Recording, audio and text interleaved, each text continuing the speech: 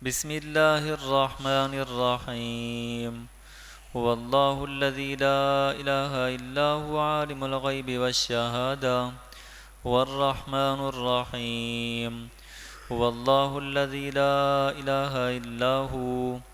الملك القدوس السلام المؤمن المهيمن العزيز الجبار المتكبر، سبحان الله عما يشركون. هو الله الخالق البارئ المصور، له الأسماء الحسنى، يسبح له ما في السماوات والأرض، وهو العزيز الحكيم. صدق الله العظيم. بسم الله الرحمن الرحيم. اللهم صل على سيدنا ومولانا محمد وعلى آل سيدنا ومولانا محمد وبارك وسلم. اللهم إنا نسألك العفو والعافية والمعافاة الدائمة في الدين والدنيا والآخرة. اللهم اجعلني من التوابين واجعلني من المتطهرين. اللهم اجعلني من عبادك الصالحين. اللهم اغفر لي ولوالدي ولجميع المؤمنين والمؤمنات والمسلمين والمسلمات الأحياء منهم والأموات. اللهم إنك مجيب الدعوات وننزل البركات.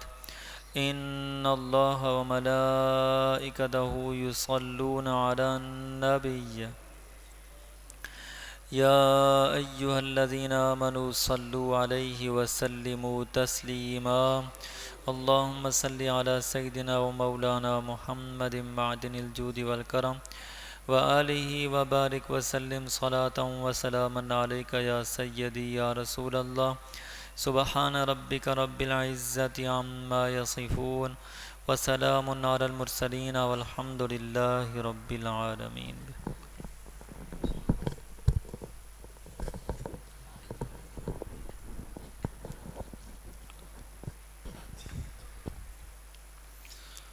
أعوذ بالله من الشيطان الرجيم. بسم الله الرحمن الرحيم.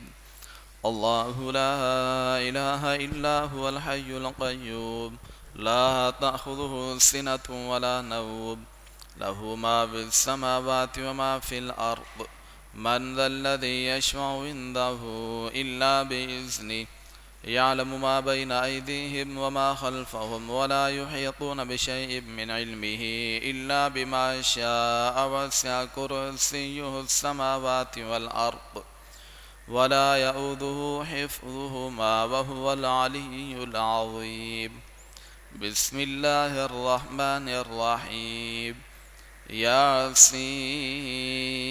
والقرآن الحكيم إنك لمن المرسلين على صراط مستقيم.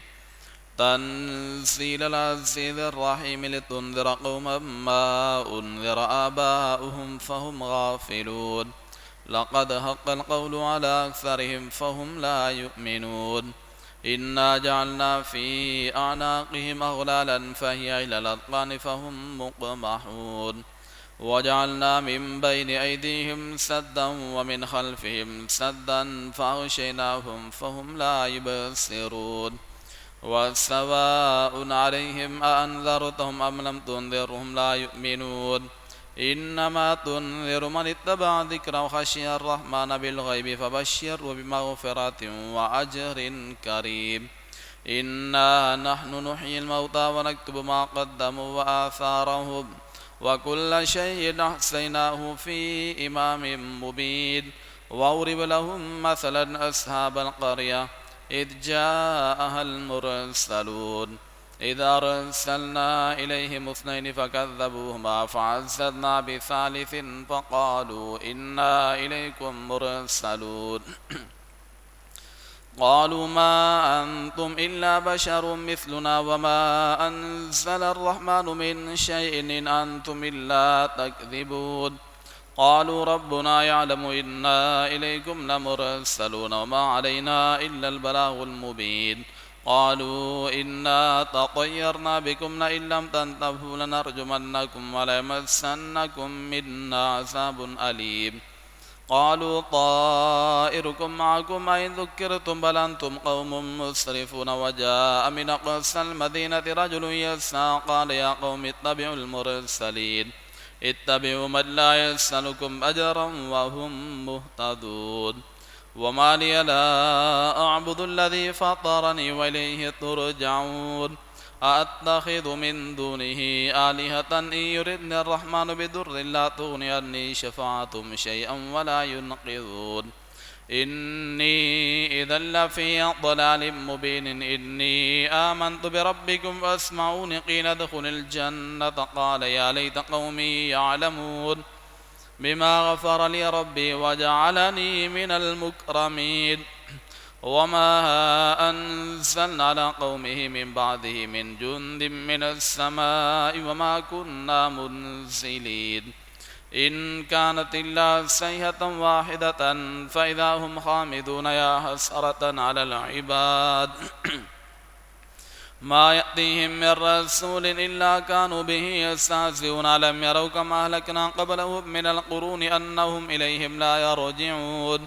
وإن كل لما جميع لدينا محضرون وآية لهم الأرض الميتة وأحييناها وأخرجنا منها حبا فمنه يأكلون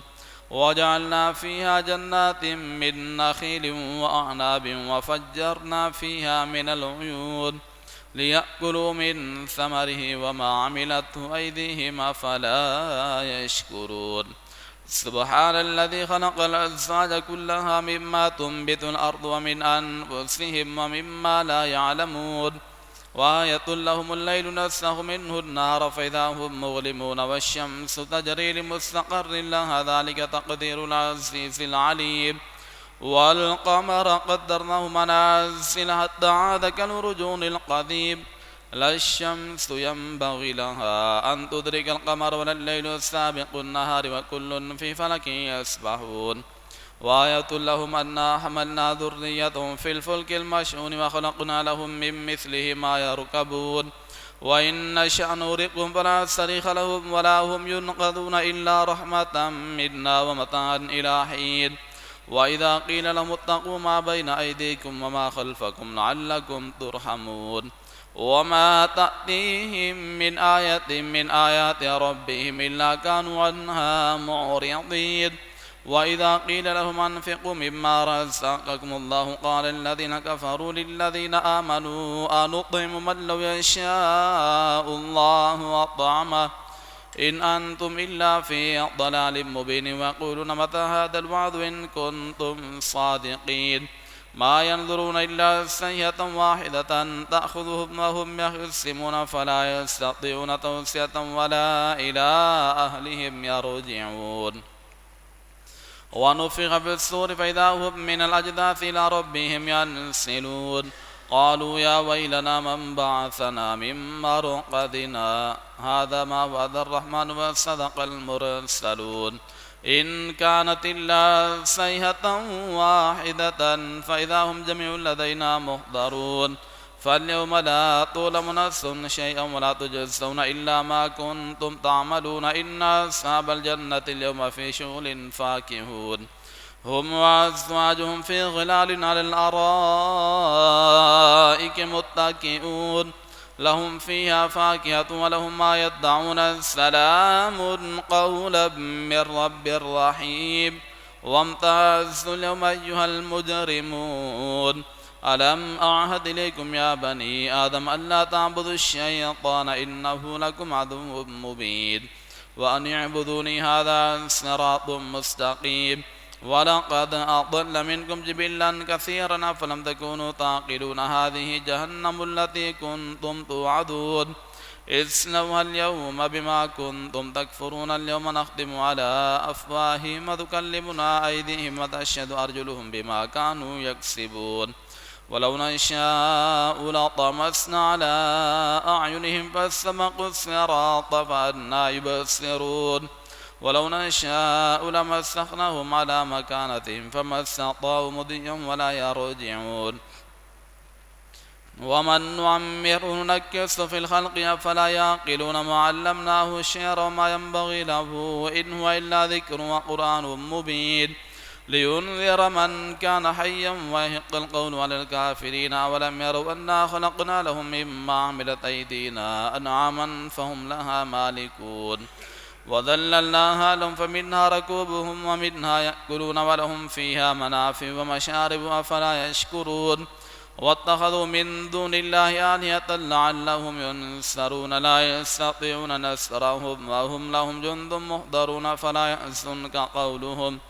إنا نعلم ما يسرون وما يعلنون. أولم ير الإنسان أنا خلقناه من نطفة فإذا هو خصيم مبين وضرب لنا مثلا ونسي خلقه قال من يحيي العظام وهي رميم قل يحييها الذي أنشأها أول مرة وهو بكل خلق عليم الذي جعل لكم من الشجر الأخضر نارا فإذا أنتم منه توقدون أوليس الذي خلق السماوات والأرض بقادر على أن يخلق مثلهم بلى وهو الخلاق العليم إنما أمره إذا أراد شيئا أن يقول له كن فيكون فسبحان الذي بيده ملكوت كل شيء وإليه ترجعون. صدق الله العظيم. بسم الله الرحمن الرحيم. اللهم صل وسلم على سيدنا ومولانا محمد وعلى آله سيدنا ومولانا محمد وبارك وسلم. اللهم ربنا تقبل منا إنك أنت السميع العليم وتب علينا إنك أنت التواب الرحيم. اللهم أعنا على ذكرك وشكرك وحسن عبادتك. إن الله وملائكته يصلون على النبي يا أيها الذين آمنوا صلوا عليه وسلموا تسليما. اللهم صل وسلم على سيدنا ومولانا محمد معدن الجود والكرم وعليه وبارك وسلم صلاة وسلاما عليك يا سيدي يا رسول الله. سبحان ربك رب العزة عما يصفون والسلام على المرسلين والحمد لله رب العالمين.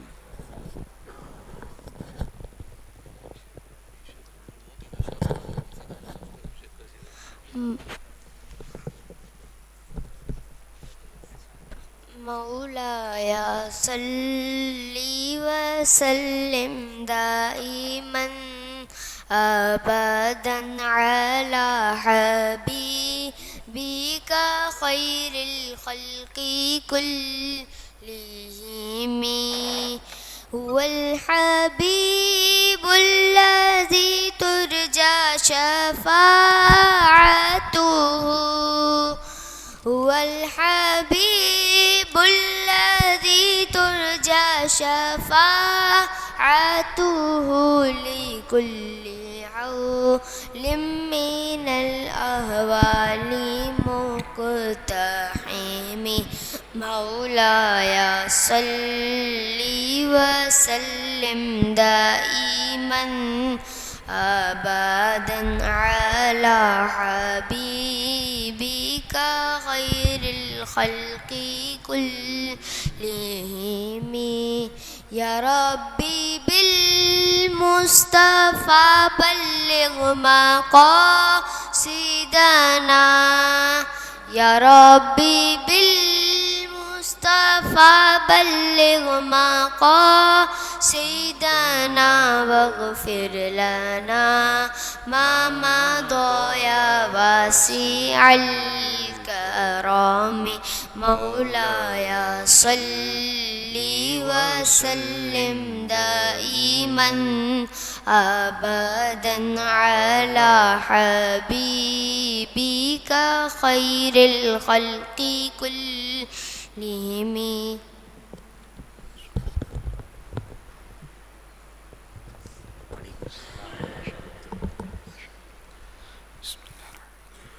بارہ مرتبہ بسم اللہ الرحمن الرحیم اور 12 مرتبہ درود پاک پڑھ لیجیے. بسم اللہ الرحمن بسم اللہ بسم اللہ بسم اللہ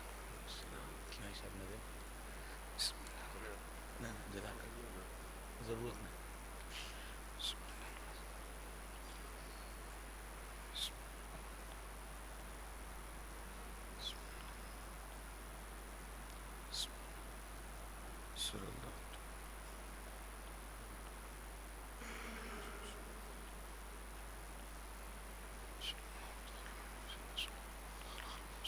اللہ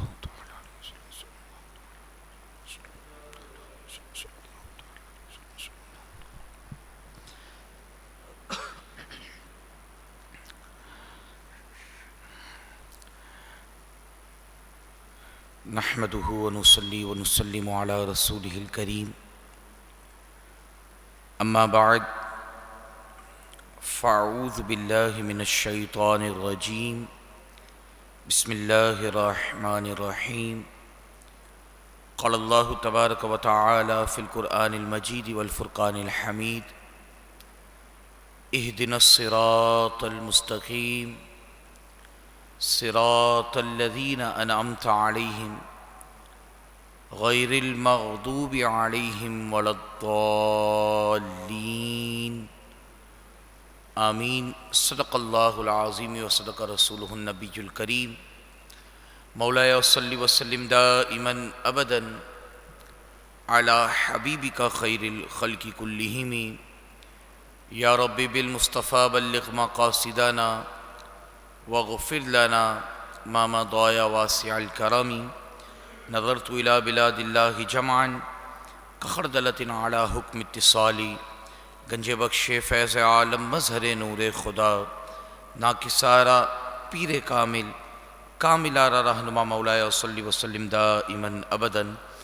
علی حبیبک خیر الخلق کلہم۔ حمد و صلوات کے بعد انتہائی واجب الاحترام سامعین اکرام اور حاضرین اکرام، السلام علیکم ورحمۃ اللہ وبرکاتہ ومغفرہ۔ بحمد اللہ تعالی، اللہ تبارک و تعالی کا ہم پر کروڑ کروڑ کرم اور اس کے پیارے محبوب علیہ السلام کی ہم پر نظر عنایت کہ اللہ تبارک و تعالی نے آج ایک مرتبہ پھر ربیع النور شریف کے ان بابرکت لمحات کے اندر اپنے پاک کلام مجید فرقان حمید کو سماعت کرنے اور کلام مجید فرقان حمید کے نور سے منور ہونے کے لیے ہمیں اپنے گھر کا مہمان بننے کی توفیق عطا فرمائی۔ اللہ تبارک و تعالیٰ کی بارگاہ میں دعا ہے کہ اللہ تبارک و تعالیٰ مجھے حق کہنے، آپ کو حق سننے اور اس حق کو سنتے ہوئے اسے قبول کرتے ہوئے اس پر عمل پیرا ہونے کی توفیق عطا فرمائے، اور اللہ تبارک و تعالی ہمارے قلوب اور اذہان کو نور قرآن سے منور فرمائے۔ ارشاد ربی ہو رہا ہے، بسم اللہ الرحمن الرحیم، اللہ تبارک و تعالی کے بابرکت نام سے شروع جو نہایت ہی مہربان اور رحم فرمانے والا ہے۔ وقالت طائفۃ من اہل الکتاب، اور اہل کتاب میں سے ایک گروہ بولا، آمنوا بالذی انزل، اس پر ایمان لے آؤ جو ان ایمان والوں پر اترا ہے، علی الذین آمنوا، اس پر جو ان ایمان والوں پر اترا ہے اس پر صبح کے وقت ایمان لے آؤ، وجہ النہاری، اس صبح کے وقت کے اندر ان پر ایمان لے آؤ، وَاکْفُرُوا آخِرَہُ، اور جب دن کا اختتام ہونے لگے یعنی جب شام کا وقت آ جائے تو اس سے منکر ہو جاؤ، لعلہم یرجعون، کہ شاید کہ وہ اس بات کی وجہ سے پھر جائیں۔ یہودیوں کی ہمیشہ سے یہ کوشش رہی ہے، اور جو بھی اسلام مخالف گروہ ہیں ان کی ہمیشہ سے یہ کوشش رہی ہے کہ مسلمانوں کے خلاف ایسا پروپیگنڈا کیا جائے یا مسلمانوں کے دلوں کے اندر ایسے شکوک اور شبہات ڈالے جائیں کہ وہ خود اپنے دین اسلام سے یا تو متنفر ہو جائیں یا اس کے لیے ان کے دل کے اندر کسی طرح سے اس کی قدر و قیمت کے اندر کمی واقع ہو جائے۔ تو اسی طریقے سے سرکار علیہ السلام کے دور مبارکہ کے اندر یہودیوں کے 12 علماء یعنی جو ان کے طور پر علماء تھے، انہوں نے آپس میں بیٹھ کر ایک سازش تیار کی، اور وہ سازش کیا تھی کہ انہوں نے کہا کہ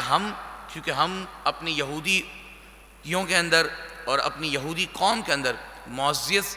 ہونے کا اور ان کو ایک شرف حاصل تھا، ایک ان کی کہہ لیجئے کہ قدر و قیمت تھی، تو انہوں نے کہا ہم اپنے گروہ کے ساتھ صبح کے وقت حضور علیہ السلام پر ایمان لے آئیں گے، اور جیسے ہی شام ہوگی تو ہم اس سے منکر ہو جائیں گے اور ہم یہ بات کریں گے نعوذ باللہ من ذالک کہ جس محمد صلی اللہ تعالی وسلم کا تذکرہ ہم نے توریت، زبور اور انجیل کے اندر پڑھا تھا، یہ وہ نہیں ہے بلکہ یہ کوئی اور ہیں، ہم اسی لیے پہلے ان پر ایمان لے آئے تھے، اور اب ہم نے جب ان پر تحقیق کی، ہمیں جب پتہ چلا تو ہم نعوذ باللہ من ذالک اس سے ارتداد کر رہے ہیں اور اس سے پھر رہے ہیں۔ تو انہوں نے یہ سوچا کہ اس سازش کا نتیجہ یہ ہوگا کہ جو نئے مسلمان ہوئے ہیں یا جو کمزور دل مسلمان ہیں ان کے دلوں کے اندر یا تو شک و شبہ پیدا ہو جائے گا یا وہ مکمل طور پر دین اسلام سے پھر جائیں گے۔ لیکن اللہ تبارک و تعالیٰ نے یہودیوں کی اس سازش کو کلام مجید فرقان حمید کی اس آیت مبارکہ کے اندر ان کے اس کام کو کرنے سے پہلے ہی مسلمانوں کو باخبر کر دیا اور ان کی اس سازش سے بے نقاب کر دیا گیا، اور اللہ تبارک و تعالیٰ نے مسلمانوں کو ان کی اس سازش سے محفوظ رکھا۔ لیکن یہ بات غور طلب ہے کہ یہ اس وقت بھی اس قدر مکروہ اور شیطانی چالیں سوچا کرتے تھے، چلا کرتے تھے، اور مسلمانوں کو کسی طریقے سے دین اسلام سے دور کرنے کی کوششیں کیا کرتے تھے، اور آج بھی یہودی لابی ہو، نصرانی لابی ہو، الغرض مسلمانوں کے خلاف جتنے بھی گروہ آج بھی برسر پیکار ہیں، ان کا آج بھی مقصد و مطلب ایک ہی ہے کہ کسی طریقے سے مسلمان کو اس کے دین سے دور کر دیا جائے، مسلمان کو اس کے دین سے متنفر کر دیا جائے۔ اب وہ چاہے سوشل میڈیا کے ذریعے ہو، چاہے وہ میڈیا کے ذریعے ہو، یا چاہے وہ کہہ لیجئے کہ ذہنی افکار اور ذہنی معاملات کے ذریعے ہو، یا پھر اس کو مسلمانوں کے اندر پڑھائی کے ذریعے، یہ جو آج ہمارے یہاں پر کہہ لیجئے کہ کو ایجوکیشن اور یونیورسٹیز کے اندر الہاد کا جو سبق دیا جا رہا ہے، یہ تمام کے تمام پروپیگنڈے اور یہ تمام کے تمام کہہ لیجئے کہ سازشیں اور یہ تمام کے تمام جال یہ مسلمانوں کے خلاف بنے گئے ہیں۔ تو اللہ تبارک و تعالی ہمیں اور ہماری آنے والی نسلوں کو بھی یہودیوں کی ان سازشوں سے محفوظ فرمائے، اور دین اسلام پر اللہ تبارک و تعالی ہمیں کامل طور پر چلنے کی توفیق عطا فرمائے۔ اور پھر اللہ تبارک و تعالی نے ارشاد فرمایا وَلَا تُؤْمِنُوا إِلَّا لِمَنْ تَبِعَ دِينَكُمْ، اور یہودیوں نے یہ بات کہی کہ صرف اور صرف اس بات کا یقین لاؤ کہ جو تمہارے دین کا پیرو ہو، جو تمہارے دین پر چلنے والا ہو، اس کی بات ماننی ہے، اس کے علاوہ کسی دوسرے کی بات نہیں ماننی۔ اور پھر فرمایا قل، تم فرما دو اے محبوب، ان الہدی ہدی اللہ، کہ ہدایت وہ تو اللہ ہی کی طرف سے ہے، اللہ ہی کی ہدایت ہے۔ یہ تمہارا کہنا کہ جو ہمارے دین کا پیرو ہوا صرف اسی کی بات ماننی ہے، ایسا ہرگز نہیں، بلکہ ہدایت وہ اللہ ہی کی طرف سے ہے۔ ان یؤتی احد مثل ما اوتیتم، تو فرمایا کہ اس کا کسی کو ملے جیسا تمہیں ملایا گیا، او یحاجوکم عند ربکم، یا تمہارے پاس اس کے متعلق کوئی حجت ہے اپنے رب کے پاس سے۔ یعنی یہودیوں نے ایک تو سازش یہ کی، دوسری سازش انہوں نے یہ کی کہ وہ لوگوں کے ذہنوں کے اندر یہ بات ڈالنے لگے کہ نبی جو ہے، نبوت جو ہے، وہ صرف اور صرف بنی اسرائیل کے اندر ہے، بنی اسرائیل کے علاوہ اور کسی میں نہیں، کیونکہ آپ علیہ السلام بنی اسرائیل سے نہ تھے بلکہ بنی اسماعیل سے تھے۔ تو انہوں نے یہ پروپیگنڈا بھی کیا کہ ہمارے اس سے پہلے جتنے بھی انبیاء آئے ہیں وہ تمام کے تمام بنی اسرائیل سے آئے ہیں، تو اسی لیے نبوت جو ہے وہ بنی اسرائیل میں ہے، بنی اسرائیل کے علاوہ کسی اور میں نہیں۔ تو اللہ تبارک و تعالیٰ نے ان کی اس بات کا بھی رد فرما دیا اور فرمایا کہ یہ تو یاد رکھنا کہ جو ہدایت ہے وہ اللہ ہی کی طرف سے ہے، اور تم یہ کہتے ہو کہ ہمارے جیسا کسی دوسرے کو نہ ملا، ہمارے جیسا کسی دوسرے کو نہ ملے گا، تو فرمایا کہ تم کس بات پر کہہ رہے ہو؟ او یحاجوکم عند ربکم، کیا تمہارے پاس اپنے رب کے پاس سے کوئی دلیل ہے؟ یہ بات جو دعویٰ کر رہے ہو، اس دعوے پر تمہارے پاس کوئی دلیل ہے؟ اور اللہ تبارک و تعالیٰ نے آگے خود ارشاد فرما دیا قل، اے محبوب آپ ان سے فرما دیجئے ان الفضل بید اللہ، کہ بے شک جو فضل ہے وہ اللہ ہی کے ہاتھ میں ہے، یؤتیہ من یشاء، اللہ تبارک و تعالیٰ جسے چاہے عطا فرما دیتا ہے، واللہ واسع علیم، اور اللہ تبارک و تعالیٰ وسعت والا اور علم والا ہے۔ تو یہاں پر یہ بات بھی کلیئر ہو گئی کہ نبوت یہ صرف اور صرف بنی اسرائیل کے اندر نہیں بلکہ اللہ تبارک و تعالیٰ کا یہ فضل ہے، اور اللہ تبارک و تعالیٰ اپنے فضل میں سے جسے چاہے عطا فرماتا ہے، اور وہ بہت ہی وسعت والا اور علم والا ہے۔ اور اللہ تبارک و تعالیٰ نے اس کے بعد بھی آگے یہی ارشاد فرمایا یختص برحمتہ من یشاء، کہ وہ اپنی رحمت سے جسے چاہے خاص فرما لیتا ہے۔ واللہ ذو الفضل العظیم، اور اللہ تبارک و تعالیٰ بڑے فضل والا ہے۔ یہاں پر دو باتیں کلیئر ہو جاتی ہیں۔ پہلی تو یہ کہ اللہ تبارک و تعالیٰ کا جس پر فضل ہو، جس پر انعام ہو، اللہ تبارک و تعالیٰ اسے نبوت کا مرتبہ عطا فرماتا ہے۔ کوئی بھی شخص یہ نہیں کہہ سکتا کہ میں نیک اعمال کر کر، نیک معاملات کر کر، نیکی کے کام کر کر نبوت کے مقام پر سرفراز یا نبوت کا مقام حاصل کر سکتا ہوں۔ یہ صرف اور صرف خاص اللہ تبارک و تعالیٰ کی دین ہے۔ اللہ تبارک و تعالیٰ جسے چاہتا ہے نبوت کا تاج عطا فرماتا ہے۔ اور دوسری بات، اللہ تبارک و تعالیٰ نے نبی کریم رؤوف الرحیم صلی اللہ علیہ وسلم پر آ کر نبوت کے باب کو بند فرما دیا ہے۔ آپ اللہ تبارک و تعالیٰ کے آخری نبی ہیں، آپ کے بعد کوئی دوسرا نبی نہیں آ سکتا، نہ کبھی آئے گا۔ رسول اللہ علیہ السلام خاتم النبیین صلی اللہ علیہ وسلم ہیں۔ ان سے قبل اللہ تبارک و تعالیٰ نے جس کو بھی نبوت عطا فرمائی خاص اپنے فضل سے عطا فرمائی ہے۔ کسی کے اعمال کی بنیاد پر، کسی کے نیک معاملات کی بنیاد پر نبوت عطا نہیں ہوتی، بلکہ اللہ تبارک و تعالیٰ نے خود فرمایا کہ ان الفضل بید اللہ، کہ یہ اللہ تبارک و تعالیٰ کا خاص فضل ہے اور وہ خاص اللہ ہی کے ہاتھوں میں ہے۔ یؤتیہ من یشاء، اور اللہ تبارک و تعالیٰ اس میں سے جسے چاہتا ہے عطا فرماتا ہے۔ اور پھر اللہ تبارک و تعالیٰ نے آگے ارشاد فرمایا وَمِنْ أَهْلِ الْكِتَابِ، اور کتابیوں میں سے، اہل کتاب میں سے ایک گروہ ایسا ہے کہ من ان تأمنہ بقنطار، کہ اگر اس کے پاس ڈھیر برابر امانت رکھی جائے، یؤدیہ الیک، وہ تمہیں اسی طریقے سے لوٹا دے گا۔ ومنہم من ان تأمنہ بدینار، اور ان میں سے کوئی گروہ ایسا ہے کہ اگر اس کے پاس ایک اشرفی، یعنی صرف ایک اشرفی بطور امانت رکھی جائے، لا یؤدیہ الیک، تو وہ تمہیں نہیں لوٹائے گا، الا ما دمت علیہ قائما، مگر جب تک کہ تم اس کے سر پر کھڑے نہ ہو جاؤ۔ یہ اللہ تبارک و تعالیٰ نے یہودیوں کے یہاں پر اور کتابیوں کے یہاں پر دو گروہوں کا بیان فرمایا ہے۔ ایک گروہ اس میں وہ ہے کہ جو امانت دار ہے، اور ایک گروہ اس میں وہ ہے کہ جو بددیانت ہے۔ مفسرین نے ارشاد فرمایا کہ حضرت عبداللہ بن سلام، جو کہ یہودیوں کے بہت بڑے عالم تھے اور بعد میں رسول اللہ صلی اللہ علیہ وسلم پر ایمان بھی لے آئے تھے، آپ رضی اللہ تعالیٰ عنہ کے پاس ایک شخص نے 1200 اوقیہ، یعنی تقریباً اگر اس کو کلو گرام کے اندر کنورٹ کیا جائے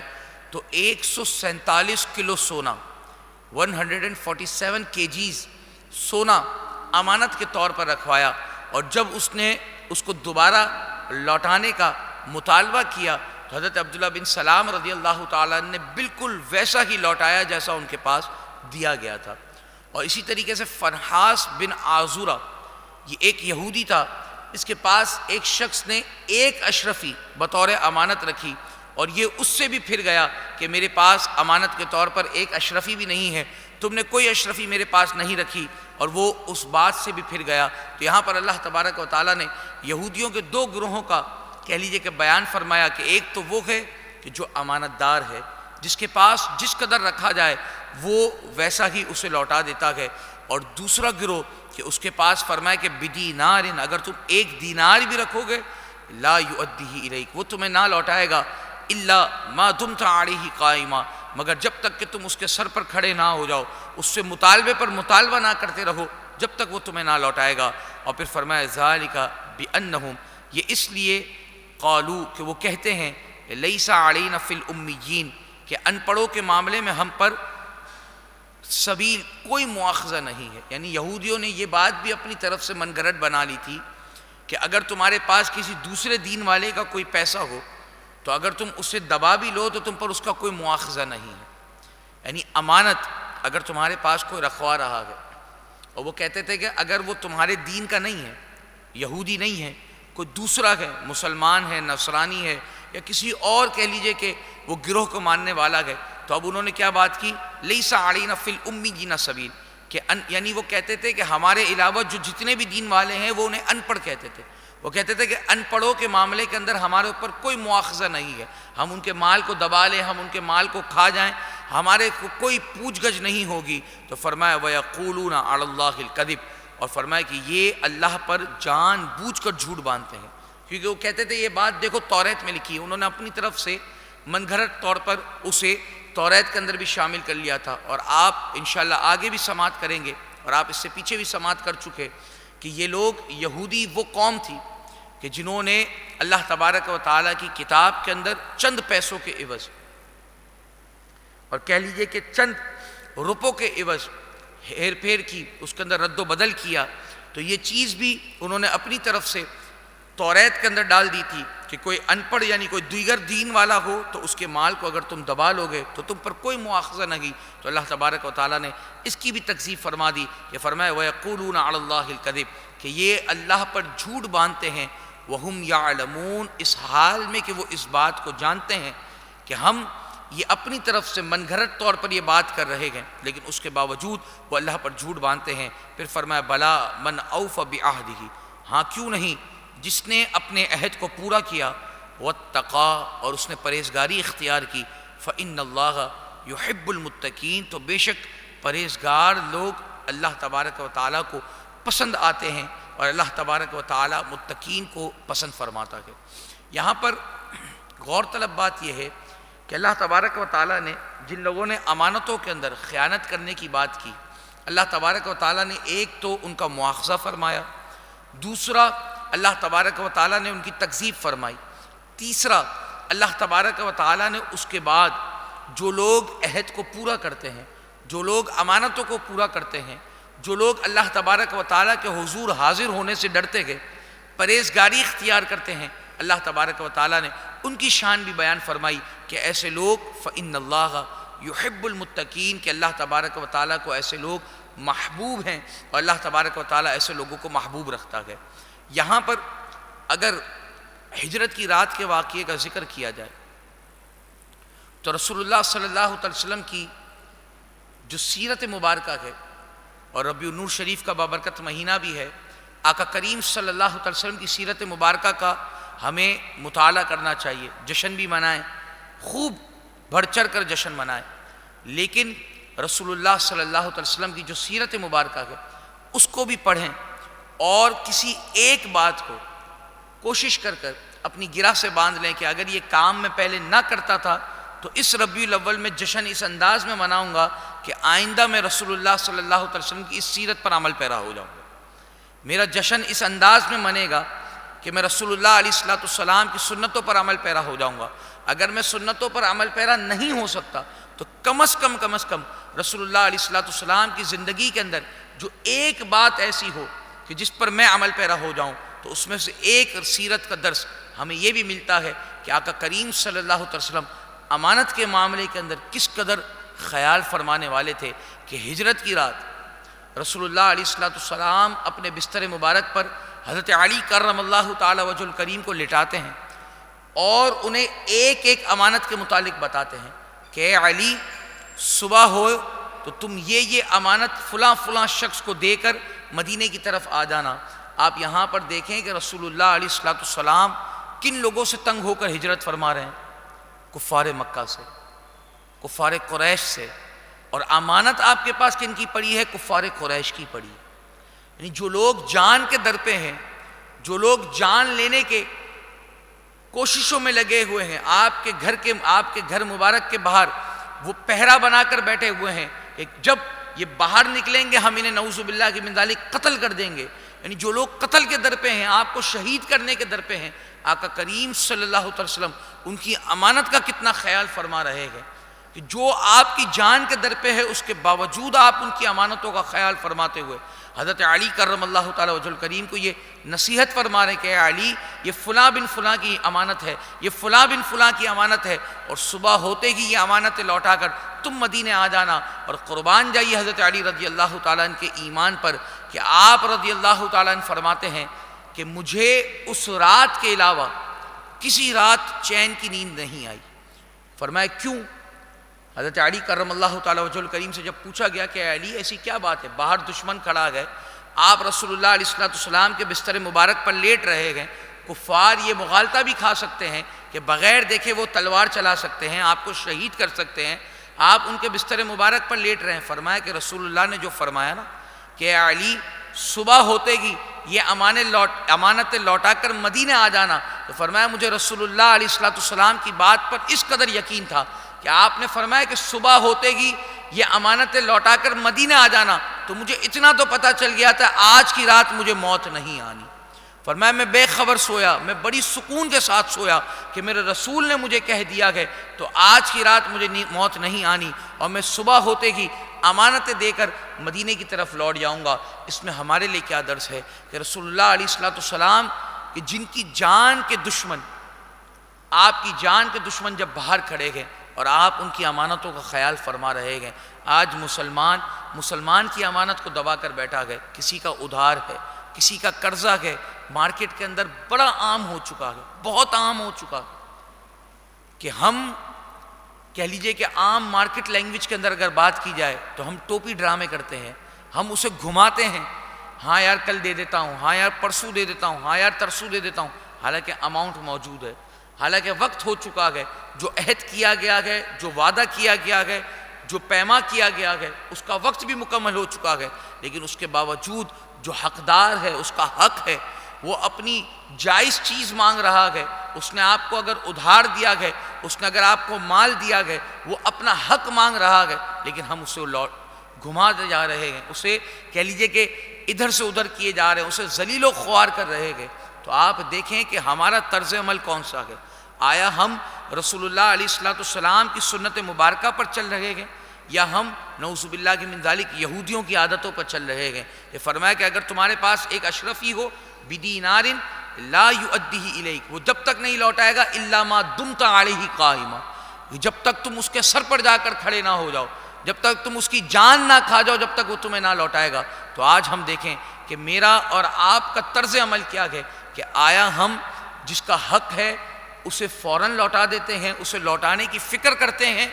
یا پھر یہودیوں والی عادتیں ہمارے اندر موجود ہیں کہ جب تک وہ ہمارے سروں پر آ کر نہ کھڑا ہو جائے اور جب تک وہ مانگنے کے لیے نہ کھڑا ہو جائے تب تک ہم اسے اس کا حق نہیں لوٹاتے۔ تو ہمیں غور کرنے کی ضرورت ہے، اور رسول اللہ علیہ السلام کی اگر سیرت کے اس پہلو پر بھی اگر ہم نے عمل کر لیا، یقین مانیے کہ کئی جھگڑوں سے، کئی فسادات سے، کئی فتنوں سے ہم محفوظ ہو سکتے ہیں۔ تو اللہ تبارک و تعالی ہمیں رسول اللہ علیہ السلام کی سیرت مبارکہ پر کامل طور پر عمل پیرا ہونے کی توفیق عطا فرمائے، اور جو عہد ہم کرتے ہیں، جو وعدے ہم کرتے ہیں، اللہ تبارک و تعالی ہمیں ان وعدوں کی پاسداری کرنے کی توفیق عطا فرمائے، اور اپنی بارگاہ میں اللہ تبارک و تعالی ہمیں متقین اور پرہیزگاروں کے اندر شمار فرمائے۔ پھر اللہ تبارک و تعالی نے ارشاد فرمایا ان الذین یشترون، وہ لوگ جو خریدتے ہیں بعہد اللہ، اللہ کے عہد کے عوض، وایمانہم، اور اپنی قسموں کے بدلے، ثمنا قلیلا، بہت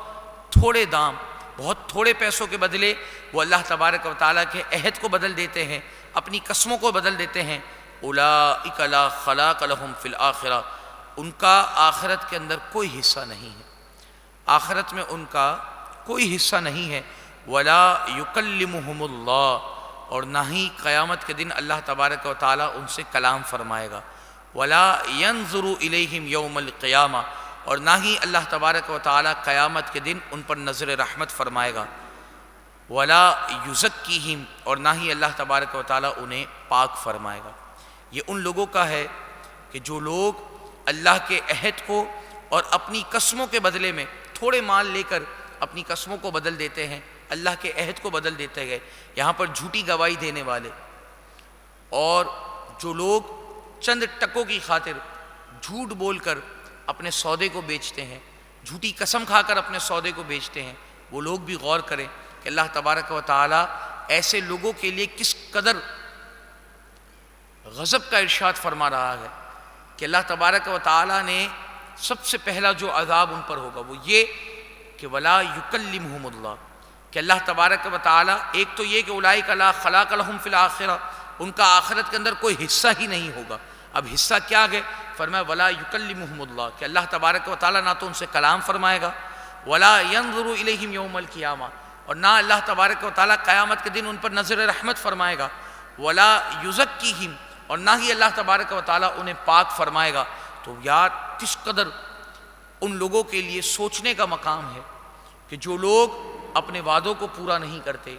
یا جو انہوں نے اللہ سے عہد کیا ہے اسے پورا نہیں کرتے، اور اپنی قسموں کے بدلے میں چند ٹکوں کے مال کی خاطر جھوٹی قسمیں کھا لیتے ہیں، اپنی قسموں کے بدلے جھوٹا مال لے لیتے ہیں، دیگر یہ لیجیے کہ مسلمان کو دھوکہ دے دیتے ہیں، فریب دے دیتے ہیں۔ ایسے لوگوں کے متعلق اللہ تبارک و تعالیٰ ارشاد فرما رہا ہے، اور یہ یہودیوں کے لیے بھی ہے کہ جو لوگ چند ٹکے لے کر، چند پیسے لے کر اللہ کی آیتوں کو بدل دیا کرتے تھے، اللہ تبارک و تعالیٰ کے عہد و پیما کو بدل دیا کرتے تھے، تو فرمایا کہ اولئک لا خلاق لهم فی الآخرہ، کہ ان کا آخرت میں کوئی حصہ نہیں، ولا یکلمہم اللہ، اور نہ ہی اللہ تبارک و تعالیٰ ان سے کلام فرمائے گا، ولا ینظر الیہم یوم القیامہ، اور نہ ہی ان کی طرف نظر رحمت فرمائے گا، ولا یزکیہم، اور نہ انہیں پاک فرمائے گا، وَلَهُمْ عَذَابٌ علیم، اور ان کے لیے دردناک عذاب ہے۔ وَإِنَّ مِنْهُمْ لَفَرِيقًا يَلْوُونَ أَلْسِنَتَهُمْ، اور ان میں ایک گروہ وہ ہے کہ جو زبان کو پھیر کر، زبان کو کروٹ دے کر بالکتاب، کتاب میں سے پڑھتا ہے، ملاوٹ کرتا ہے، لِتَحْسَبُوهُ مِنَ الْكِتاب، تاکہ سننے والا یہ سمجھے کہ یہ بھی کتاب کا حصہ ہے۔ یہ یہودیوں کی عادتیں بتائی جا رہی ہیں کہ وہ کیا کرتے تھے کہ وہ اپنی طرف سے بھی اس کے اندر ملاوٹ کیا کرتے تھے، اور اس انداز کے اندر تلاوت کرتے تھے کہ سننے والا یہ سمجھے کہ یہ بھی کلام مجید فرقان حمید کا حصہ ہے۔ وما ہوا من الکتاب، فرمایا حالانکہ وہ کتاب کا حصہ نہیں ہے۔ وَيَقُولُونَ هُوَ مِنْ عِنْدِ اللَّهِ، اور وہ یہ جھوٹ باندھتے تھے اللہ پر کہ یہ اللہ ہی کی طرف سے ہے۔ وَيَقُولُونَ، وہ کہتے تھے هُوَ مِنْ عِنْدِ اللَّهِ، یہ اللہ کی طرف سے ہے۔ فرمایا وما هُوَ مِنْ عِنْدِ اللَّهِ، حالانکہ وہ اللہ کی طرف سے نہ تھا۔ وَيَقُولُونَ عَلَى اللَّهِ الْكَذِبَ، اور وہ اللہ پر دیدہ اور دانستہ طور پر جھوٹ باندھتے تھے۔ وَهُمْ يَعْلَمُونَ، اور وہ اس بات کے پر بخوبی واقف تھے کہ ہم یہ جھوٹ باندھ رہے ہیں، لیکن اس کے باوجود چند پیسوں کی خاطر، چند ٹکوں کی خاطر وہ اپنے ایمان کو بیچ دیا کرتے تھے۔ پھر اللہ تبارک و تعالیٰ نے ارشاد فرمایا مَا كَانَ لِبَشَرٍ أَن يُؤْتِيَهُ اللَّهُ الْكِتَابَ وَالْحُكْمَ وَالنُّبُوَّةَ، فرمایا کہ آدمی کا یہ حق نہیں کہ اللہ اسے کتاب اور حکم اور پیغمبری دے، ثم یقولا، اور پھر وہ کہے للناس، لوگوں سے،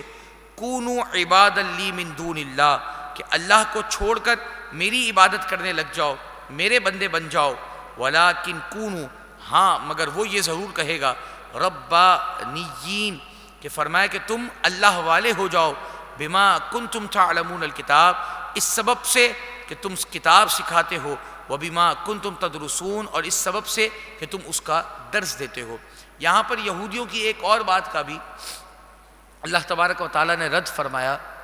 کہ یہودیوں میں سے چند لوگ حضور کریم صلی اللہ علیہ وسلم کے پاس آئے، اور کفار قریش میں سے بھی، اور انہوں نے آ کر نعوذ باللہ من ذالک رسول اللہ علیہ السلام کو یہ بات کہی کہ آپ یہ چاہتے ہیں کہ ہم آپ پر ایمان لے آئیں، اور پھر نعوذ باللہ من ذالک ہم آپ کو خدا کہنے لگیں، ہم آپ کی عبادت کرنے لگیں۔ تو رسول اللہ علیہ السلام نے فرمایا کہ نعوذ باللہ میں ایسی بات نہیں کرتا، میں تو تمہیں کتاب کا درس دیتا ہوں، اور ایک اللہ پر یقین رکھنے کا اور ایک اللہ پر ایمان لانے کا درس دیتا ہوں۔ تو یہاں پر اللہ تبارک و تعالیٰ نے وہی بات ارشاد فرمائی کہ کسی بھی نبی کو یہ حق نہیں کہ ہم اسے کتاب دیں،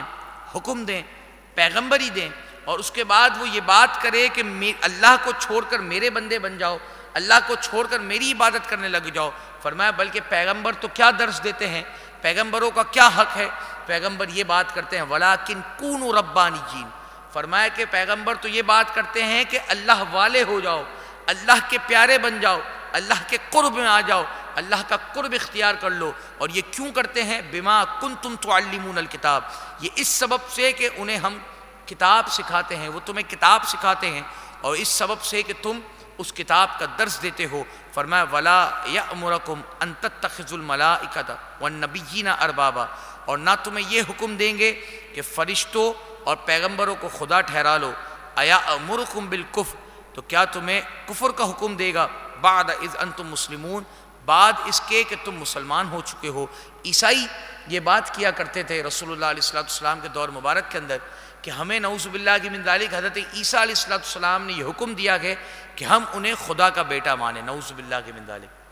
اور عیسائیوں کے اندر بھی کئی فرقے اس وقت موجود تھے، بعض حضرت عیسیٰ علیہ السلام کو خدا مانتے تھے، بعض حضرت عیسیٰ علیہ السلام کو خدا کا بیٹا کہتے تھے، بعض فرشتوں کو نعوذ باللہ کی من ذالک اللہ تبارک و تعالیٰ کی بیٹیاں کہتے تھے۔ تو ان تمام فرقوں کا اللہ تبارک و تعالیٰ نے یہاں پر رد فرما دیا، فرمایا کہ کوئی بھی نبی تمہیں یہ حکم نہیں دے گا کہ ان تتخذوا الملائکہ، کہ تم ملائکہ کو خدا ٹھہرا لو یا ملائکہ کو خدا کی بیٹی کہو، والنبیین اربابا، اور نہ ہی کوئی پیغمبر یہ حکم دے گا کہ مجھے خدا مان لو یا مجھے خدا ٹھہرا لو۔ اور پھر فرمایا ایا امرکم بالکفر بعد اذ انتم مسلمون، تو کیا کوئی تمہیں مسلمان ہونے کے بعد کفر کا حکم دے گا؟ یہ تو بالکل ہی سراسر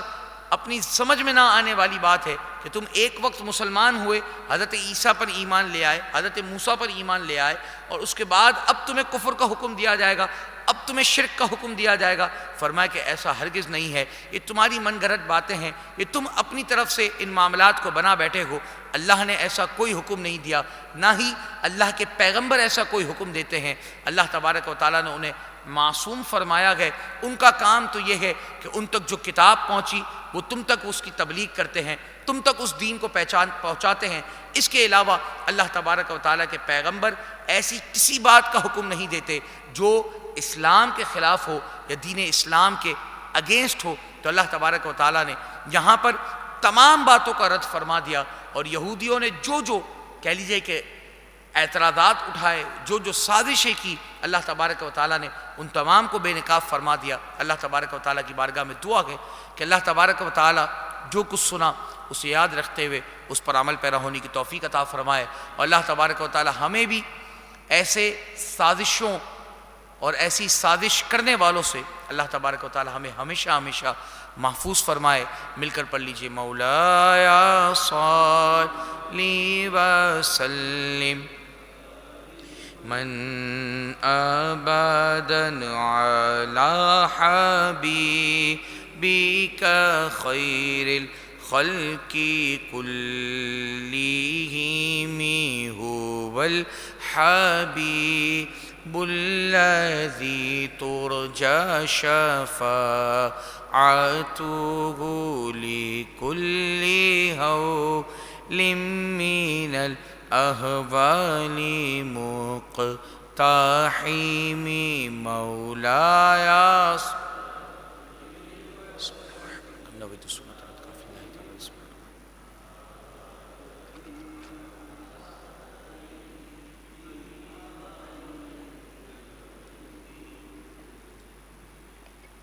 اللہم صلی وسلم وبارک علیہ۔ بسم اللہ الرحمن الرحیم۔ اللہ تبارک و تعالیٰ کے ببرکت نام سے شروع جو نہایت مہربان اور رحم فرمانے والا ہے۔ وَإِذْ، اور اے محبوب یاد کرو، اخذ اللہ، جب اللہ نے عہد لیا، میثاق النبیین، جب اللہ نے پیغمبروں سے عہد لیا، لما آتیتکم، کہ جو میں تمہیں عطا کروں گا، من کتاب، کتاب میں سے، وحکمت، اور حکمت میں سے، ثم جاءکم رسول مصدق لما معکم، اور پھر اگر تمہارے پاس وہ رسول کہ جو تمہاری کتابوں کی تصدیق فرماتے ہیں، لما معکم، جو تمہارے ساتھ ہیں، اگر وہ تمہارے درمیان تشریف فرما ہو جائیں، لتؤمنن، تو ضرور بھی ضرور ان پر ایمان لانا، بھی ان پر ایمان لانا، وَلَتَنْصُرُنَّ، اور ضرور بھی ضرور ان کی مدد کرنا۔ قال، فرمایا، اَأَقْرَرْتُمْ وَأَخَذْتُمْ عَلَى ذَلِكُمْ إِسْرِي، فرمایا کہ کیا تم اس کا اقرار کرتے ہو اور تم اس پر میرا بھاری ذمہ لیتے ہو؟ تو تمام قالو، تمام کے تمام انبیاء نے کہا اقررنا، ہم اس بات کا اقرار کرتے ہیں۔ قال، تو فرمایا فاشہدوا، ایک دوسرے پر گواہ ہو جاؤ، وَأَنَا مَعَكُمْ مِنَ الشَّاہِدِينَ، اور میں بھی تمہارے ساتھ اس بات پر گواہوں میں شامل ہوں۔ عالم ارواح کے اندر اللہ تبارک و تعالیٰ نے ایک تو وہ محفل سجائی جو تمام کی تمام روحوں کو جب اللہ تبارک و تعالیٰ نے جمع فرمایا اور ان سے اپنی وحدانیت اور ربانیت کا اقرار فرمایا۔ اور ایک اور محفل اللہ تبارک و تعالیٰ نے سجائی جہاں پر اللہ تبارک و تعالیٰ نے تمام کے تمام انبیاء اکرام علیہ السلام کو جمع فرمایا۔ حضرت علی کرم اللہ تعالیٰ وجہ الکریم فرماتے ہیں کہ اللہ تعالیٰ نے حضرت آدم علیہ السلام اور ان کے بعد جس کسی کو بھی نبوت عطا فرمائی ان تمام سے سید الانبیاء محمد مصطفیٰ صلی اللہ تعالی وسلم کے متعلق یہ عہد لیا کہ اگر ان کی حیات کے اندر رسول اللہ علیہ السلام ان کے درمیان تشریف فرما ہوئے تو وہ حضرت حضور علیہ السلام کی مدد بھی فرمائیں گے، حضور علیہ السلام پر سب سے پہلے ایمان لائیں گے اور دوسرا ان کی مدد بھی فرمائیں گے۔ تو تمام کے تمام انبیاء نے عالم ارواح میں اس بات کا اقرار کیا کہ اگر ہمارے ہوتے رسول اللہ علیہ السلام ہمارے درمیان تشریف فرما ہوئے تو ہم ضرور بھی ضرور ان پر ایمان لائیں گے، لَتُؤْمِنُنَّ بِهِ، کہ تم نے ضرور بھی ضرور ان پر ایمان لانا ہے، وَلَتَنْصُرُنَّ، اور ضرور بھی ضرور ان کی مدد کرنی ہے۔ قَالَ أَأَقْرَرْتُمْ، پھر اللہ تبارک و تعالیٰ نے ان سے فرمایا کیا تم اس پر اقرار کرتے ہو؟ وَأَخَذْتُمْ عَلَىٰ ذَلِكُمْ إِصْرِي، اور اس بات پر میرا بھاری ذمہ لیتے ہو، یعنی اتنا بڑا اللہ تبارک و تعالیٰ نے اس بات کو ارشاد فرمایا کہ تم اس بات پر میرا بھاری ذمہ لیتے ہو۔ قالوا، تو تمام کے تمام نے بولا اقررنا، ہم اس بات پر اللہ تبارک و تعالیٰ کے حضور اقرار کرتے ہیں۔ اور پھر اللہ تبارک و تعالیٰ نے ارشاد فرمایا قال فاشهدوا، آپس میں ایک دوسرے پر گواہ ہو جاؤ، وانا معکم من الشاہدین، اور میں بھی تمہارے ساتھ اس بات پر گواہوں کے اندر شامل ہوں۔ یہاں اگر اس آیت مبارکہ کے اندر اس بات پر غور کیا جائے تو یہاں پر عظمت مصطفیٰ صلی اللہ علیہ وسلم اس قدر واضح طور پر بیان ہو رہی ہے، اور اس قدر اللہ تبارک و تعالیٰ نے عظمت مصطفیٰ صلی اللہ علیہ وسلم کا جو چرچا کیا گیا وہ اس قدر واضح ہے کہ اس پر اگر گھنٹوں، بلکہ علماء نے اس آیت مبارکہ پر کئی کہہ لیجئے کہ کئی سو صفحات کی کتاب کو لکھ دیا گیا، کئی سو صفحات کی کتاب کو، کہ یہاں پر رسول اللہ علیہ السلام کی کس قدر عظمت و بلندی کو ذکر کیا جا رہا ہے۔ ان میں سے چند نکات میں آپ احباب کے سامنے پیش کرتا ہوں کہ فرمایا کہ رسول اللہ علیہ السلام کی شان میں اللہ تبارک و تعالیٰ نے یہ محفل قائم فرمائی۔ سب سے پہلے تو کیا ہے، سب سے پہلا نکات کیا ہے کہ اللہ تبارک و تعالیٰ نے رسول اللہ علیہ السلام کی شان کے اندر یہ محفل قائم فرمائی۔ دوسرا، خود عظمت مصطفیٰ صلی اللہ علیہ وسلم کو بیان کیا کہ کیا ہے عظمت مصطفیٰ، کہ فرمایا کہ جب میں تمہیں کتاب دے دوں، حکمت دے دوں، پھر اس کے بعد وہ رسول جو تمہاری تصدیق فرماتے ہیں، تمہاری کتابوں کی تصدیق فرماتے ہیں، اگر وہ تمہارے درمیان تشریف لے آئیں تو تم نے ضرور بھی ضرور ان کی مدد کرنی ہے، ضرور بھی ضرور ان پر ایمان لانا ہے۔ اور پھر فرمایا کہ عظمت مصطفیٰ صلی اللہ علیہ وسلم کے جو سامعین تھے، کیونکہ اللہ نے یہ محفل سجائی، اب جو اس کے سامعین تھے وہ اس روئے زمین کے سب سے بڑھ کر اور سب سے بہترین جو مخلوق ہے وہ انبیاء کرام علیہ السلام کی مخلوق ہے۔ فرمایا سب سے بہترین سامعین اللہ تبارک و تعالیٰ نے اس محفل کے لیے قائم فرمائے، اور وہ تمام کے تمام انبیاء کرام علیہ السلام تھے۔ کائنات کے وجود میں آنے سے پہلے، یعنی اس وقت کائنات وجود میں نہیں آئی تھی، اللہ نے اس وقت تک کائنات کو تخلیق نہ فرمایا تھا، کائنات کے تخلیق ہونے سے قبل اللہ تبارک و تعالیٰ نے رسول اللہ علیہ السلام کے ذکر کو جاری فرما دیا تھا۔ اللہ تبارک و تعالیٰ نے رسول اللہ علیہ السلام کے ذکر کو جاری فرما دیا تھا، اور فرمایا کہ آپ صلی اللہ علیہ وسلم کو تمام نبیوں کا نبی بنایا، کہ تمام انبیاء اکرام علیہ السلام کو بطور خاص آپ علیہ السلام پر ایمان لانے اور مدد کرنے کا حکم دیا گیا۔ اور پھر فرمایا کہ تمام انبیاء نے جب اقرار کر لیا، اس کے باوجود اللہ تبارک و تعالیٰ نے ایک دوسرے پر گواہ بنایا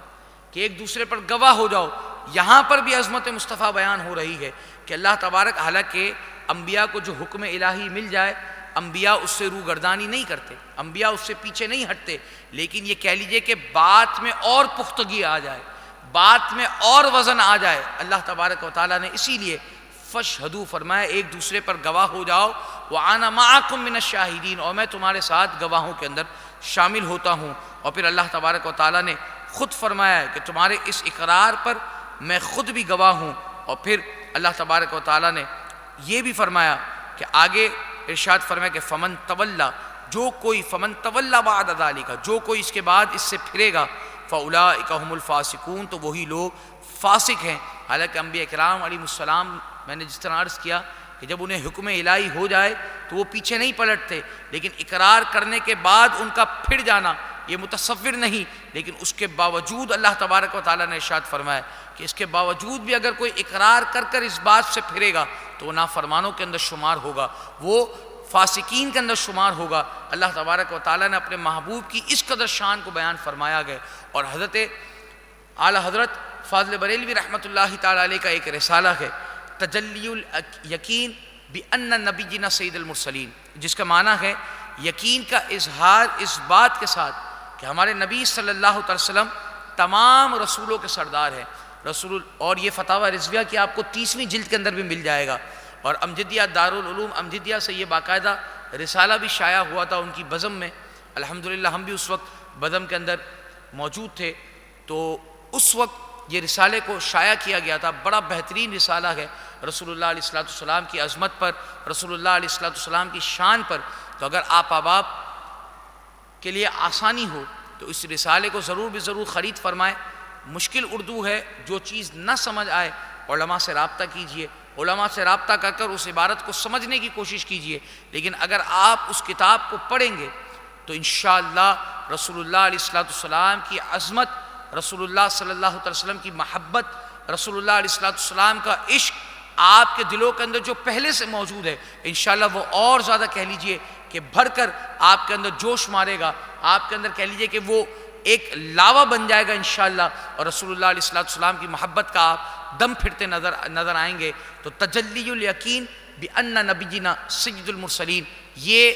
کہہ لیجئے کہ رسالے کا نام ہے۔ اگر کوئی پورا نام نہ یاد بھی ہو تو تجلی الیقین بھی اگر آپ یاد رکھ لیں گے تو انشاءاللہ آپ لوگوں کے لیے آسانی ہوگی۔ اللہ تبارک و تعالی رسول اللہ علیہ السلام کی محبت کا صدقہ ہم تمام کو عطا فرمائے۔ اور پھر اللہ تبارک و تعالیٰ نے ارشاد فرمایا افغیر دین اللہ یبغون، تو کیا اللہ کے سوا، اللہ کے دین کے سوا کوئی اور دین چاہتے ہیں؟ وَلَهُ أَسْلَمَ مَنْ فِي السَّمَاوَاتِ وَالْأَرْضِ، اور اللہ ہی کے حضور گردن رکھے ہوئے ہیں جو کوئی آسمان میں ہے اور جو کچھ زمین میں ہے، طوعا وکرہا وإلیہ یرجعون، اب وہ چاہے اس نے گردن خوشی میں رکھی ہو یا مجبوری میں رکھی ہو، وإلیہ یرجعون، اور تمہیں اللہ ہی کی طرف پھرنا ہے۔ فرمایا کیا اللہ کے دین کے سوا، جو اللہ کا سچا دین ہے، اس کے سوا تم اور دین چاہتے ہو؟ حالانکہ اللہ ہی کے حضور گردن رکھے ہوئے ہیں جو کچھ آسمان میں ہے اور جو کچھ زمین میں ہے، طوعا وکرہا، چاہے تو خوشی سے چاہے تو مجبوری سے، لیکن تمام کے تمام نے اللہ ہی کے حضور گردن رکھی ہوئی ہے۔ وإلیہ یرجعون، اور تمہیں اسی کی طرف پلٹنا ہے۔ کل اے محبوب آپ فرما دیجئے آمنا باللہ، ہم ایمان لائے اللہ پر، وما انزل علینا، اور جو کچھ ہماری طرف اترا ہم اس پر ایمان لائے، وما انزل علی ابراہیم، اور جو کچھ حضرت ابراہیم علیہ نبی علیہ السلام پر اترا ہم اس پر ایمان لائے، واسماعیل واسحاق ویعقوب، اور اسماعیل علیہ السلام، اسحاق علیہ السلام اور یعقوب علیہ السلام، والاسباط، اور ان کے بیٹوں پر جو کچھ اترا ہم اس پر ایمان لائے، وما اوتی موسیٰ وعیسیٰ، اور جو کچھ ملا موسیٰ علیہ السلام کو اور عیسیٰ علیہ السلام کو، والنبیون من ربہم، اور انبیاء کو، جتنے بھی انبیاء ہیں ان کو ان کے رب کے پاس سے جو کچھ ملا، لا نفرق بین احد منہم، ہم ان میں سے کسی پر بھی ایمان لانے میں فرق نہیں کرتے، وَنَحْنُ لَهُ مُسْلِمُونَ، اور ہم اس کے حضور گردن جھکائے ہوئے ہیں، ہم اس کے حضور گردن رکھے ہوئے ہیں۔ اللہ تبارک و تعالیٰ نے ارشاد فرمایا کہ اے محبوب آپ ارشاد فرما دیجئے کہ ہم ایمان لائے اللہ پر، جو کچھ اترا ہماری طرف اس پر، حضرت ابراہیم، حضرت اسماعیل، حضرت اسحاق، حضرت یعقوب اور ان کے بیٹوں پر، اور حضرت موسیٰ، حضرت عیسیٰ، اور جتنے بھی انبیاء ہیں ان پر جو کچھ نازل ہوا ہم تمام پر ایمان لاتے ہیں۔ مسلمان وہ واحد قوم ہے جو تمام صحیفوں پر ایمان رکھتی ہے، تمام اللہ تبارک و تعالیٰ کی جتنی بھی کتب ہیں تمام پر ایمان رکھتی ہے، وگرنہ اگر یہودیوں کو دیکھا جائے وہ توریت کو مانتے ہیں، انجیل اور قرآن کا وہ انکار کرتے ہیں، عیسائیوں کو دیکھا جائے تو وہ توریت اور قرآن کا انکار کرتے ہیں، انجیل کو مانتے ہیں. اسی طریقے سے الغرض جتنے بھی فرقے ہیں تمام کو اگر دیکھا جائے، جتنے بھی گروہ ہیں تمام کو دیکھا جائے تو وہ کچھ پر ایمان لاتے ہیں اور کچھ پر ایمان نہیں لاتے. لیکن یہ مسلمانوں کا خاصہ ہے. آپ دیکھیں کہ لوگ قرآن مجید فرقان حمید کی بے حرمتی کرتے ہیں، نعوذ باللہ کی من ذالک، لیکن آج تک آپ نے کسی مسلمان کو نہیں دیکھا ہوگا، حالانکہ توریت جو تحریف شدہ ہے، جو آج کے زمانے میں وہ ہے بھی نہیں جو اللہ نے نازل فرمائی تھی، انجیل جو تحریف شدہ ہے، لیکن اس کے باوجود آپ نے کسی مسلمان کو توریت کی بے ادبی کرتے ہوئے نہیں دیکھا ہوگا، انجیل کی بے ادبی کرتے ہوئے نہیں دیکھا ہوگا. کیوں؟ کہ مسلمان وہ واحد جماعت ہے جو تمام کتابوں پر ایمان لاتی ہے اور تمام کتابوں کا ادب کرتی ہے. ہاں، تمام کتابوں پر ایمان ضرور لایا جائے گا، لیکن جو عمل ہے وہ قرآن مجید فرقان حمید پر کیا جائے گا. ایمان تمام پر برابر برابر رکھنا ہے. لا نفرق بین احد منہم، ذرہ برابر بھی فرق نہیں کرنا. توریت جو اللہ نے اتاری تھی اس پر ایمان لانا ہم تمام مسلمانوں پر فرض ہے. انجیل جو اللہ نے نازل کی تھی، جیسی اللہ نے نازل کی تھی اس پر ایمان لانا ہم تمام مسلمانوں پر فرض ہے. تو اس پر ایمان لانا ہمارے لیے ضروری ہے، لیکن عمل وہ قرآن مجید فرقان حمید پر ہوگا. ایمان لانے میں فرق نہیں کیا جائے گا، عمل کرنے کے اندر فرق کیا جائے گا. عمل صرف اور صرف قرآن مجید فرقان حمید پر ہوگا. تو اللہ تبارک و تعالیٰ نے رسول اللہ علیہ السلام کو ارشاد فرمایا کہ آپ فرمائے کہ ہماری جماعت تو وہ گئے کہ جو حضرت ابراہیم پر اترا، جو حضرت اسماعیل پر اترا، جو حضرت موسیٰ پر اترا، جو تمام انبیاء پر اترا، ہم تمام کے تمام پر ایمان لاتے ہیں. لا نفرق بین احد منہم، کسی ایک میں بھی ہم فرق نہیں کرتے. ومن یبتغی غیر الاسلام دینا، اور جو اسلام کے سوا کوئی اور دین چاہے، فلن یقبل منہ، تو ہرگز اس سے اس چیز کو قبول نہ کیا جائے گا. وہو فی الآخرۃ من الخاسرین، اور وہ آخرت کے اندر ضیاءکاروں میں سے ہوگا، یعنی خاسرین میں سے ہوگا، خسارہ کرنے والوں میں سے ہوگا. کیف یہدی اللہ قوما کفروا بعد ایمانہم، اور اللہ ایسی قوم کو ہدایت کیوں کر اللہ ایسی قوم کی ہدایت چاہے جو ایمان لا کر کافر ہو گئے. وشہدوا ان الرسول حق، اور وہ گواہی دے چکے تھے کہ رسول سچے ہیں، رسول حق ہیں. وجاءہم البینات، اور ان کے پاس نشانیاں بھی آ چکی تھی. واللہ لا یہدی القوم الظالمین، اور اللہ ظالموں کو ہدایت نہیں کرتا. فرمایا کہ اللہ تبارک و تعالیٰ ایسی قوم کو کیوں کر ہدایت دے کہ جو ایمان لانے کے بعد کافر ہو گئے. یعنی کیا بات کہ جب تک توریت پڑھتے تھے، جب تک زبور پڑھتے تھے، جب تک انجیل پڑھتے تھے تو رسول اللہ علیہ السلام کی مدحت کیا کرتے تھے، آقا کریم صلی اللہ علیہ وسلم کی نعت پڑھا کرتے تھے کہ تمہارے درمیان ایک رسول آئیں گے، تمہارے درمیان ایک رسول آئیں گے. لیکن جب رسول اللہ علیہ السلام مبعوث ہو گئے، آقا کریم صلی اللہ علیہ وسلم جب اعلان نبوت فرما چکے، تو اب ان یہودیوں نے کیا کیا، ان عیسائیوں نے کیا کیا کہ اب انہوں نے کہا کہ یہ تو اب آ گئے، اب ہمارا منصب جو ہم کہہ لیجئے کہ قوم کا پیسہ کھاتے ہیں، قوم ہمارے اشاروں پر ناچتی ہے، قوم ہمیں کام نہیں کرنے دیتی، ہمیں کوئی محنت نہیں کرنی پڑتی، ہم قوم کے معزز ترین شخصیات میں شمار ہوتے ہیں، ہمیں فری کے اندر ہر چیز مل رہی ہے. تو اب انہیں یہ خوف ہوا کہ اگر ہم نے انہیں یہ بات بتا دی کہ وہ رسول آ چکے ہیں جن کا ہم تم سے تذکرہ کرتے تھے، وہ رسول آ چکے جن کے بارے میں ہم تمہیں بتاتے تھے، تو یہ تو تمام کے تمام اس طرف کنورٹ ہو جائیں گے، تمام کے تمام اس طرف چلے جائیں گے، تو ہمارا جو یہ منصب ہے، ہمارا جو یہ کہہ لیجئے کہ دنیاوی آسائشیں ہیں، دنیاوی معاملات ہیں، یہ تمام کی تمام تو ہم سے چلی جائیں گی. تو وہ پھر اس معاملے کے اندر حسد کرنے لگے، اور حسد کے اندر اس قدر آگے بڑھ گئے کہ انہوں نے اس چیز کو چھپانا شروع کر دیا. اور جس طرح آپ نے پیچھے سماعت کیا کہ سازشیں کرنے لگے کہ صبح ایمان لائیں گے، شام کو ایمان لانے سے پھر جائیں گے، تاکہ مسلمانوں کے اندر، دلوں کے اندر شک و شبہ پیدا ہو جائے. تو فرمایا کہ اللہ تبارک و تعالیٰ ایسی قوم کو کیوں کر ہدایت عطا فرمائے کہ جو ایمان لا کر کافر ہو گئے، حالانکہ وہ اس بات کی گواہی دے چکے تھے کہ ان الرسول حق، کہ رسول کا تشریف لانا، رسول سچے ہیں، وہ رسول تشریف لائیں گے. وجاءہم البینات، اور ان کے پاس نشانیاں بھی آ چکی تھی، لیکن اس کے باوجود انہوں نے اللہ تبارک و تعالیٰ کے نبی کی کہہ لیجئے کہ شان میں گستاخیاں کی، ان کی شان کو چھپایا. فرمایا واللہ لا یہدی القوم الظالمین، اللہ تبارک و تعالیٰ ظالموں کو ہدایت نہیں فرماتا. اولئک جزاؤہم، اور ان کی جزا کیا ہے، ان کا بدلہ کیا ہے، ان علیہم لعنت اللہ، کہ ان پر اللہ کی لعنت ہے، والملائکتی، اور تمام فرشتوں کی لعنت ہے، والناس اجمعین، اور تمام لوگوں کی بھی لعنت ہے ان پر، خالدین فیہا، وہ اس میں ہمیشہ ہمیشہ رہیں گے، لا یخفف عنہم العذاب، اور ان پر سے عذاب ہلکا نہ ہوگا، ولا ہم ینظرون، اور نہ ہی انہیں مہلت دی جائے گی، الا الذین تابوا من بعد ذلک واصلحوا، مگر یہ کہ جنہوں نے اس کے بعد توبہ کی اور اپنے آپ کو سنبھالا دیا، اپنی اصلاح کر لی، فإن اللہ غفور الرحیم، تو ضرور بضرور اللہ تبارک و تعالی بخشنے والا مہربان ہے۔ ایک شخص تھے جو کفار یعنی صحابی تھے، ایمان لے آئے تھے لیکن پھر جا کر کفار کے ساتھ مل گئے۔ اب جب وہ گئے اور جا کر کفار کے ساتھ ملے تو ان کے دل کے اندر پشیمانی ہوئی، ان کے دل نے انہیں ندامت دلائی،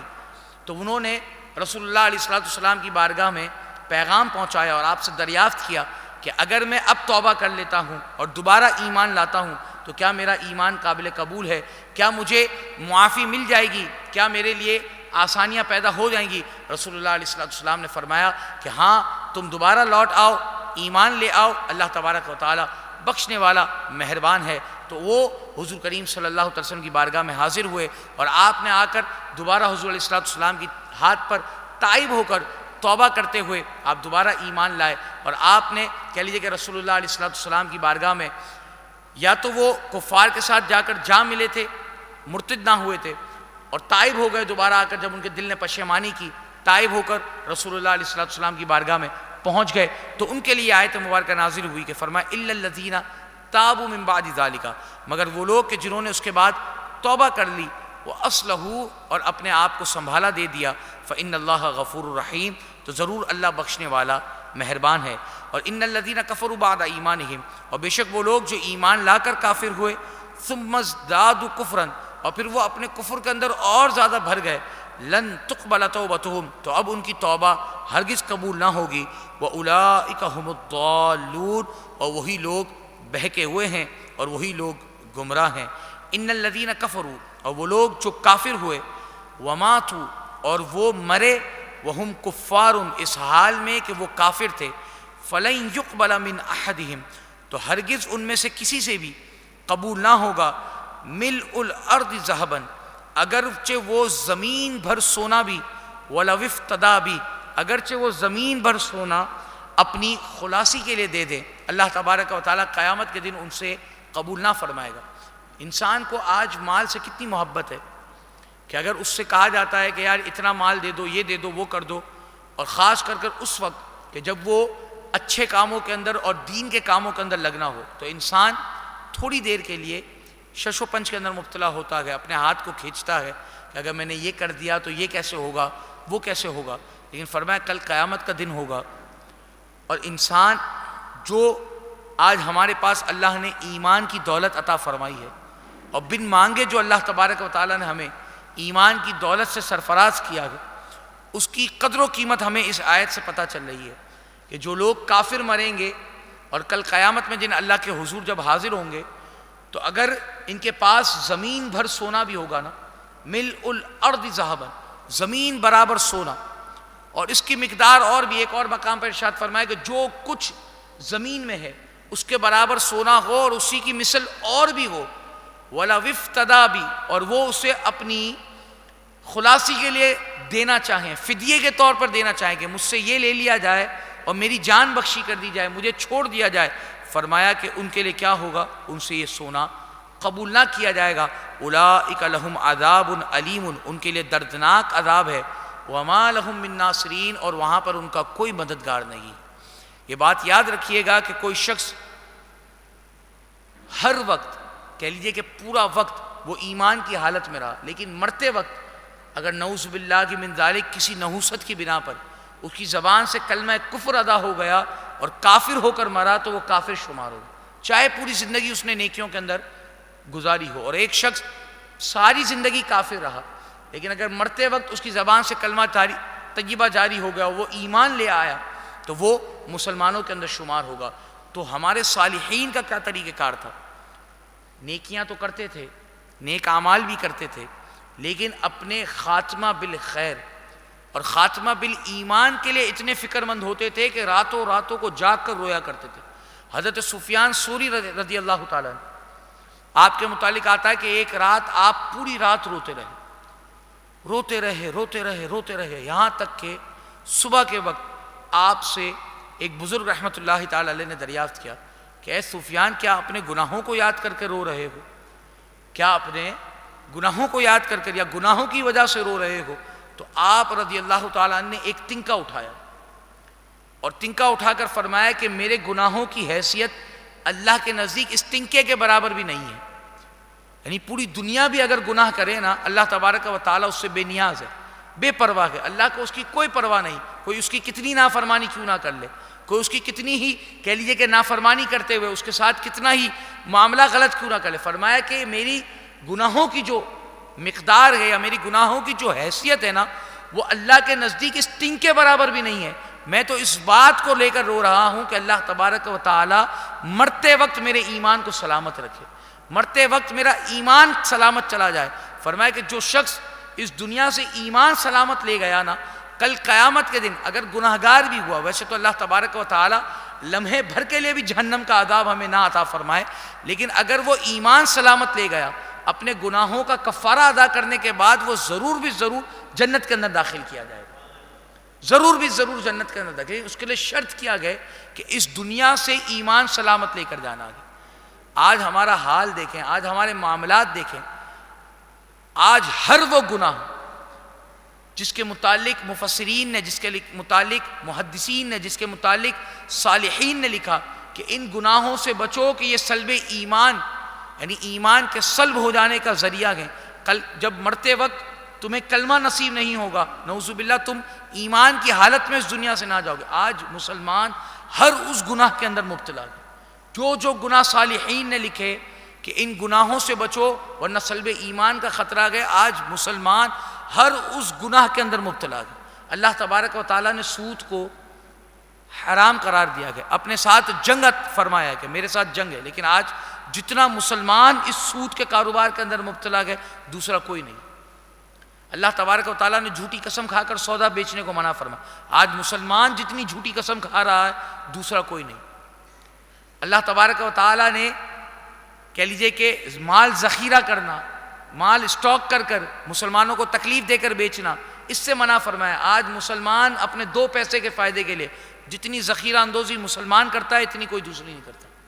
عموماً طور پر تقریباً برائیاں ہم مسلمانوں کے اندر پائی جاتی ہیں کہ جو سلب ایمان کا کہہ لیجئے کہ معاملہ ہمارے ساتھ ہو سکتا ہے، سلب ایمان کا سلسلہ ہمارے ساتھ ہو سکتا ہے. ہمیں اس بات کی کوئی پرواہ نہیں. اور یقین مانیں، آج میں یہاں پر بیٹھ کر کوئی بڑی بات نہیں کر رہا، لیکن ایک جنرل بات کروں نا، تو ہم میں شاید 90% لوگوں کو اپنے ایمان کی فکر بھی نہیں ہے. ہم نے آج تک کبھی شاید رات کو اللہ کے حضور سجدہ ریز ہو کر اپنے ایمان کے ملنے پر بھی شکر ادا نہیں کیا ہو کہ الہ العالمین تیرا شکر ہے کہ تو نے مجھے بن مانگے مسلمان پیدا فرمایا گیا. آپ ہمارے صحابہ کرام علیہم الرضوان کی کتابوں کو پڑھیں، آپ کتابوں کے اندر ان کے واقعات کو پڑھیں کہ جب وہ ایمان لائے ان پر کتنے ظلم ہوئے ہیں، کتنے مظالم ہوئے ہیں ان پر، کتنے کہہ لیجئے کہ انہیں تکلیفیں برداشت کرنا پڑی ہیں. آج ہمارے لیے تو کہہ لیجئے کہ ایمان ہمیں تستری کے اندر لگ کر ملا گیا، کہ سونے کی پلیٹ میں رکھ کر ملا گیا کہ یہ ایمان ہے، قبول کر لو. بس ہم تو مسلمان گھرانے کے اندر پیدا ہوئے ہیں، ہمیں کوئی چیز، کسی چیز کی تکلیف نہیں اٹھانی پڑی. جب ہم نے بولنا سیکھا ہمیں کلمہ پڑھا دیا گیا. ہم مسلمان تو پہلے سے ہی تھے، فطرتاً مسلمان تھے، لیکن جب ہم نے بولنا بھی سیکھا ہمیں کلمہ پڑھا دیا گیا، ہم مسلمان ہو گئے. ہم نے نہ کوئی کہہ لیجیے کہ صحبتیں برداشت کی، نہ کوئی مشکلات برداشت کی، نہ کوئی معاملات. پوچھئے ان لوگوں سے آج کے دور کے اندر بھی کہ جہاں پر ایمان والوں کے لیے اپنے دین پر عمل کرنا مشکل ہے، ان سے پوچھئے کہ ایمان کی حیثیت کیا ہے، ایمان کی ویلیو کیا ہے، ایمان مسلمان ہونے کی قدر و قیمت کیا ہے. آج تک اگر ہم نے اس بات پہ شکر ادا نہیں کیا تو میں آپ لوگوں کو اس بات کی طرف دعوت دوں گا کہ خدا را یہ ایمان کی دولت بہت بڑی دولت ہے، اس پر شکر ادا کیجئے. کیونکہ اللہ تبارک و تعالیٰ کا خود کلام مجید فرقان حمید کے اندر یہ ارشاد ہے کہ لئن شکرتم لأزیدنکم، اگر تم میرا شکر ادا کرو گے میں تمہاری نعمت کو اور زیادہ بڑھا دوں گا. آپ ایمان کی دولت پر اللہ کا شکر ادا کریں گے، اللہ تبارک و تعالیٰ آپ کی ایمان پر استقامت عطا فرما دے گا، آپ کو ایمان کے اندر اور زیادہ بڑھوتری عطا فرما دے گا، آپ کے ایمان کے اندر اور زیادہ کہہ لیجیے کہ معاملات اس کے بڑھا دیے جائیں گے. تو ایمان سب سے پہلے اللہ تبارک و تعالیٰ کا اپنے لیے مسلمان ہونا. جو ہم مسلمان ہیں اس پر شکر ادا کیجئے۔ دوسری دعا، اپنی ہر دعا کے اندر یہ دعا شامل کر لیجئے کہ اللہ تبارک و تعالی ہمارا خاتمہ بالخیر فرمائے، خاتمہ بالایمان فرمائے۔ اور تیسری چیز کہ اللہ تبارک و تعالی نے جیسا رکھا ہے، جس حال میں رکھا ہے، اللہ کا کروڑ کروڑ شکر ہے، اس کی شکر ادا کرنے کی، اللہ تبارک و تعالیٰ کا شکر کرنے کی کوششیں کیجیے۔ اللہ تبارک و تعالیٰ آپ کو سلب ایمان سے بھی محفوظ فرمائے گا، سلب نعمت سے بھی محفوظ فرمائے گا، کہ جو شخص اللہ کے حضور شکر ادا کرتا ہے اللہ تبارک و تعالیٰ اس کی نعمتوں کو اور زیادہ بڑھا دیتا ہے۔ تو اللہ تبارک و تعالیٰ ہمیں ایمان کی دولت کی قدر کرنے کی توفیق عطا فرمائے، اس کی نعمتوں پر شکر ادا کرنے کی توفیق عطا فرمائے، اور جو کچھ سنا اسے یاد رکھتے ہوئے اس پر عمل پیرا ہونے کی توفیق عطا فرمائے۔ مل کر پڑھ لیجئے مولایا صل ابداً علی حبیبک خیر الخلق کلہم یا ربی بالمصطفى بلغ مقاصدنا واغفر لنا ما مضى واسع الكرم مولا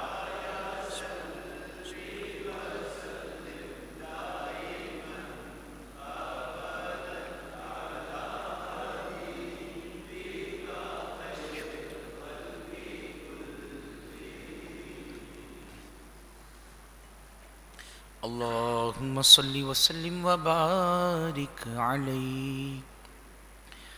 بسم اللہ الرحمن الرحیم۔ اللہ تبارک و تعالیٰ کے بابرکت نام سے شروع جو نہایت ہی مہربان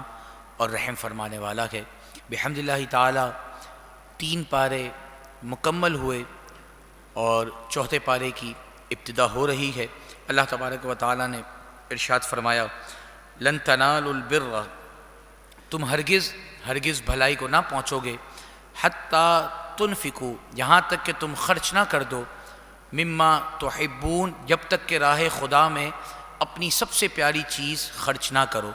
وما تنفقوا من شیء، اور جو کچھ تم خرچ کرتے ہو فإن اللہ بہ علیم، اللہ تبارک و تعالیٰ کو وہ تمام کا تمام معلوم ہے۔ اللہ تبارک و تعالیٰ نے ارشاد فرمایا لن تنالوا البر حتیٰ تنفقوا مما تحبون، کہ تم ہرگز نیکی کو نہ پہنچو گے، تم ہرگز بھلائی کو نہ پہنچو گے یہاں تک کہ راہ خدا میں اپنی سب سے پیاری چیز خرچ نہ کرو۔ صحابہ اکرام علیہم رضوان نے جب آیت مبارکہ کو سماعت کیا تو حضرت طلحہ رضی اللہ تعالیٰ عنہ، حضرت ابو طلحہ انصاری، یہ مدینے کے اندر بڑے مالدار تھے، اور انہیں اپنے پورے مال کے اندر بیرحہ نامی باغ، ایک باغ تھا جس کا نام بیرحہ تھا، وہ انہیں بڑا محبوب تھا۔ جب انہوں نے اس آیت مبارکہ کو سماعت کیا تو رسول اللہ علیہ السلام کی بارگاہ میں حاضر ہوئے اور آپ کی بارگاہ میں آ کر کھڑے ہو کر عرض کیا کہ یا رسول اللہ صلی اللہ علیہ وسلم، مجھے اپنے اموال میں بیرحہ باغ سب سے زیادہ محبوب ہے۔ تو حضور علیہ السلام نے ارشاد فرمایا کہ اچھا کیا چاہتے ہو؟ تو حضرت ابو طلحہ انصاری رضی اللہ تعالیٰ عنہ نے ارشاد فرمایا کہ یا رسول اللہ صلی اللہ علیہ وسلم، میں نے یہ آیت مبارکہ سنی آپ سے کہ لن تنالوا البر حتیٰ تنفقوا مما تحبون، تو اس آیت مبارکہ کو سننے کی وجہ سے میں اپنے اس مال کو، اس بیرحہ باغ کو اللہ تبارک و تعالیٰ کی راہ میں صدقہ کرتا ہوں۔ میرے سب سے زیادہ محبوب چیز ہے، مجھے سب سے زیادہ پسند ہے یہ بیرحہ باغ، اس آیت مبارکہ کی وجہ سے میں اپنا یہ مال اللہ کی بارگاہ میں صدقہ کرتا ہوں۔ اسی طریقے سے حضرت عمر فاروق رضی اللہ تعالیٰ نے ابو موسیٰ اشعری رضی اللہ تعالیٰ کو لکھا کہ میرے لیے ایک باندی خرید کر بھیجو۔ جب وہ آئی تو آپ رضی اللہ تعالیٰ کو وہ بہت زیادہ پسند آئی، اور آپ نے یہ آیت مبارکہ پڑھ کر اسے اللہ کی راہ میں آزاد فرما دیا۔ اسی طریقے سے حضرت عبداللہ بن زبیر رضی اللہ تعالیٰ یا کوئی اور صحابی ہیں، وہ شکر کی بوریاں خرید کر صدقہ کیا کرتے تھے۔ تو آپ سے جب سوال کیا گیا کہ آپ شکر خرید کر صدقہ کرتے ہیں، اس سے اچھا آپ اس کی قیمت کو صدقہ کر دیا کریں، قیمت دے دیا کریں۔ فرمایا کہ لن تنالوا البر حتیٰ تنفقوا مما تحبون، مجھے شکر بہت زیادہ محبوب ہے، مجھے بہت اچھی لگتی ہے، تو میں اللہ کی بارگاہ میں وہ چیز خرچ کرتا ہوں کہ جو مجھے سب سے زیادہ قریب ہے، میرے دل کے سب سے زیادہ قریب ہے۔ تو یہ تو ہمارے صحابہ اکرام اور صالحین کا طرز عمل تھا۔ اب اگر آج ہم اپنی طرف آئیں اور اپنے معاملات کی طرف غور کریں تو ہم کیا چیز اللہ کی بارگاہ میں خرچ کرتے ہیں اور کیا چیز اللہ کی بارگاہ میں دیتے ہیں، یہ اگر میں اور آپ اپنے گریبانوں میں جھانکیں تو بخوبی ہمیں اندازہ ہو جائے گا۔ ہمارے یہاں پر کھانا بنتا ہے، اگر بائی چانس وہ کھانا بچ جاتا ہے، اکثر اوقات ہمارے گھروں کے اندر الفاظ کیا ہوتے ہیں کہ یار اللہ واسطے دے دیتے ہیں، ثواب ملے گا۔ اچھی بات ہے، بچا ہوا کھانا ضائع نہیں کرنا چاہیے، بہت اچھی بات، لیکن آپ اللہ کی بارگاہ میں دے کیا رہے ہیں؟ سوچنے کی بات یہ ہے کہ آپ اللہ کے لیے دے رہے ہیں نا، آپ اللہ کی بارگاہ میں دے رہے ہیں، آپ دے کیا رہے ہیں؟ آپ نے تازہ کھانا ہونا تو یہ بھی چاہیے کہ آپ کو جب پتہ ہے، ایک بندے کو معلوم ہوتا ہے کہ میرے گھر کی کوانٹٹی یہ ہے، میرے گھر میں اتنا گوشت، اتنے چاول، اتنے معاملات پکیں گے یا یہ چیز ہوگی تو اتنا بنایا جائے، تو ہونا تو یہ چاہیے کہ اگر آپ نے اللہ کی بارگاہ میں دینا ہی ہے تو جب بنا رہے گئے اسی وقت ایکسٹرا بنا لیں کہ یار جو ایکسٹرا بن رہا ہے یہ اللہ کی بارگاہ میں دینا ہے، یہ اللہ کے لیے دینا ہے۔ ٹھیک ہے، سمجھ رہے ہیں آپ میری بات؟ ہمارے یہاں پر طرز عمل کیا ہے کہ جب ہم نے کھا لیا، پی لیا، سب کچھ ہو گیا، اب جو بچ گیا ہمیں پتہ ہے ہمارے یہاں پر باسی نہیں کھایا جائے گا، ہمارے یہاں پر ایک دن کا رکھا ہوا ہماری اولاد نہیں کھائے گی یا ہم نہیں کھائیں گے۔ ہمارے آج طرز عمل بڑے ڈیفرنٹ ہو چکے ہیں، ہم بڑی کہہ لیجیے کہ لگزریس لائف کی طرف آ چکے ہیں، تو اب وہ چیز اللہ کی بارگاہ میں دی جا رہی ہے۔ اللہ کی بارگاہ سے مراد یہ ہے کہ اللہ کے لیے دی جا رہی ہے کہ یار یہ اللہ واسطے دے دیتے ہیں، اللہ تبارک و تعالیٰ ثواب عطا فرمائے گا۔ بے شک اللہ تبارک و تعالیٰ ثواب عطا فرمائے گا، لیکن میں اور آپ اس آیت مبارکہ کے تحت اس بات پر غور کریں کہ ہم اللہ کے حضور دے کیا رہے ہیں۔ آیا ہم نے اپنی سب سے محبوب چیز دی ہے یا ہم نے وہ چیز دی ہے کہ جس کی اب ہمیں ضرورت نہیں رہی، جس کی اب ہمیں نیڈ نہیں رہی؟ اسی طریقے سے کپڑے ہیں،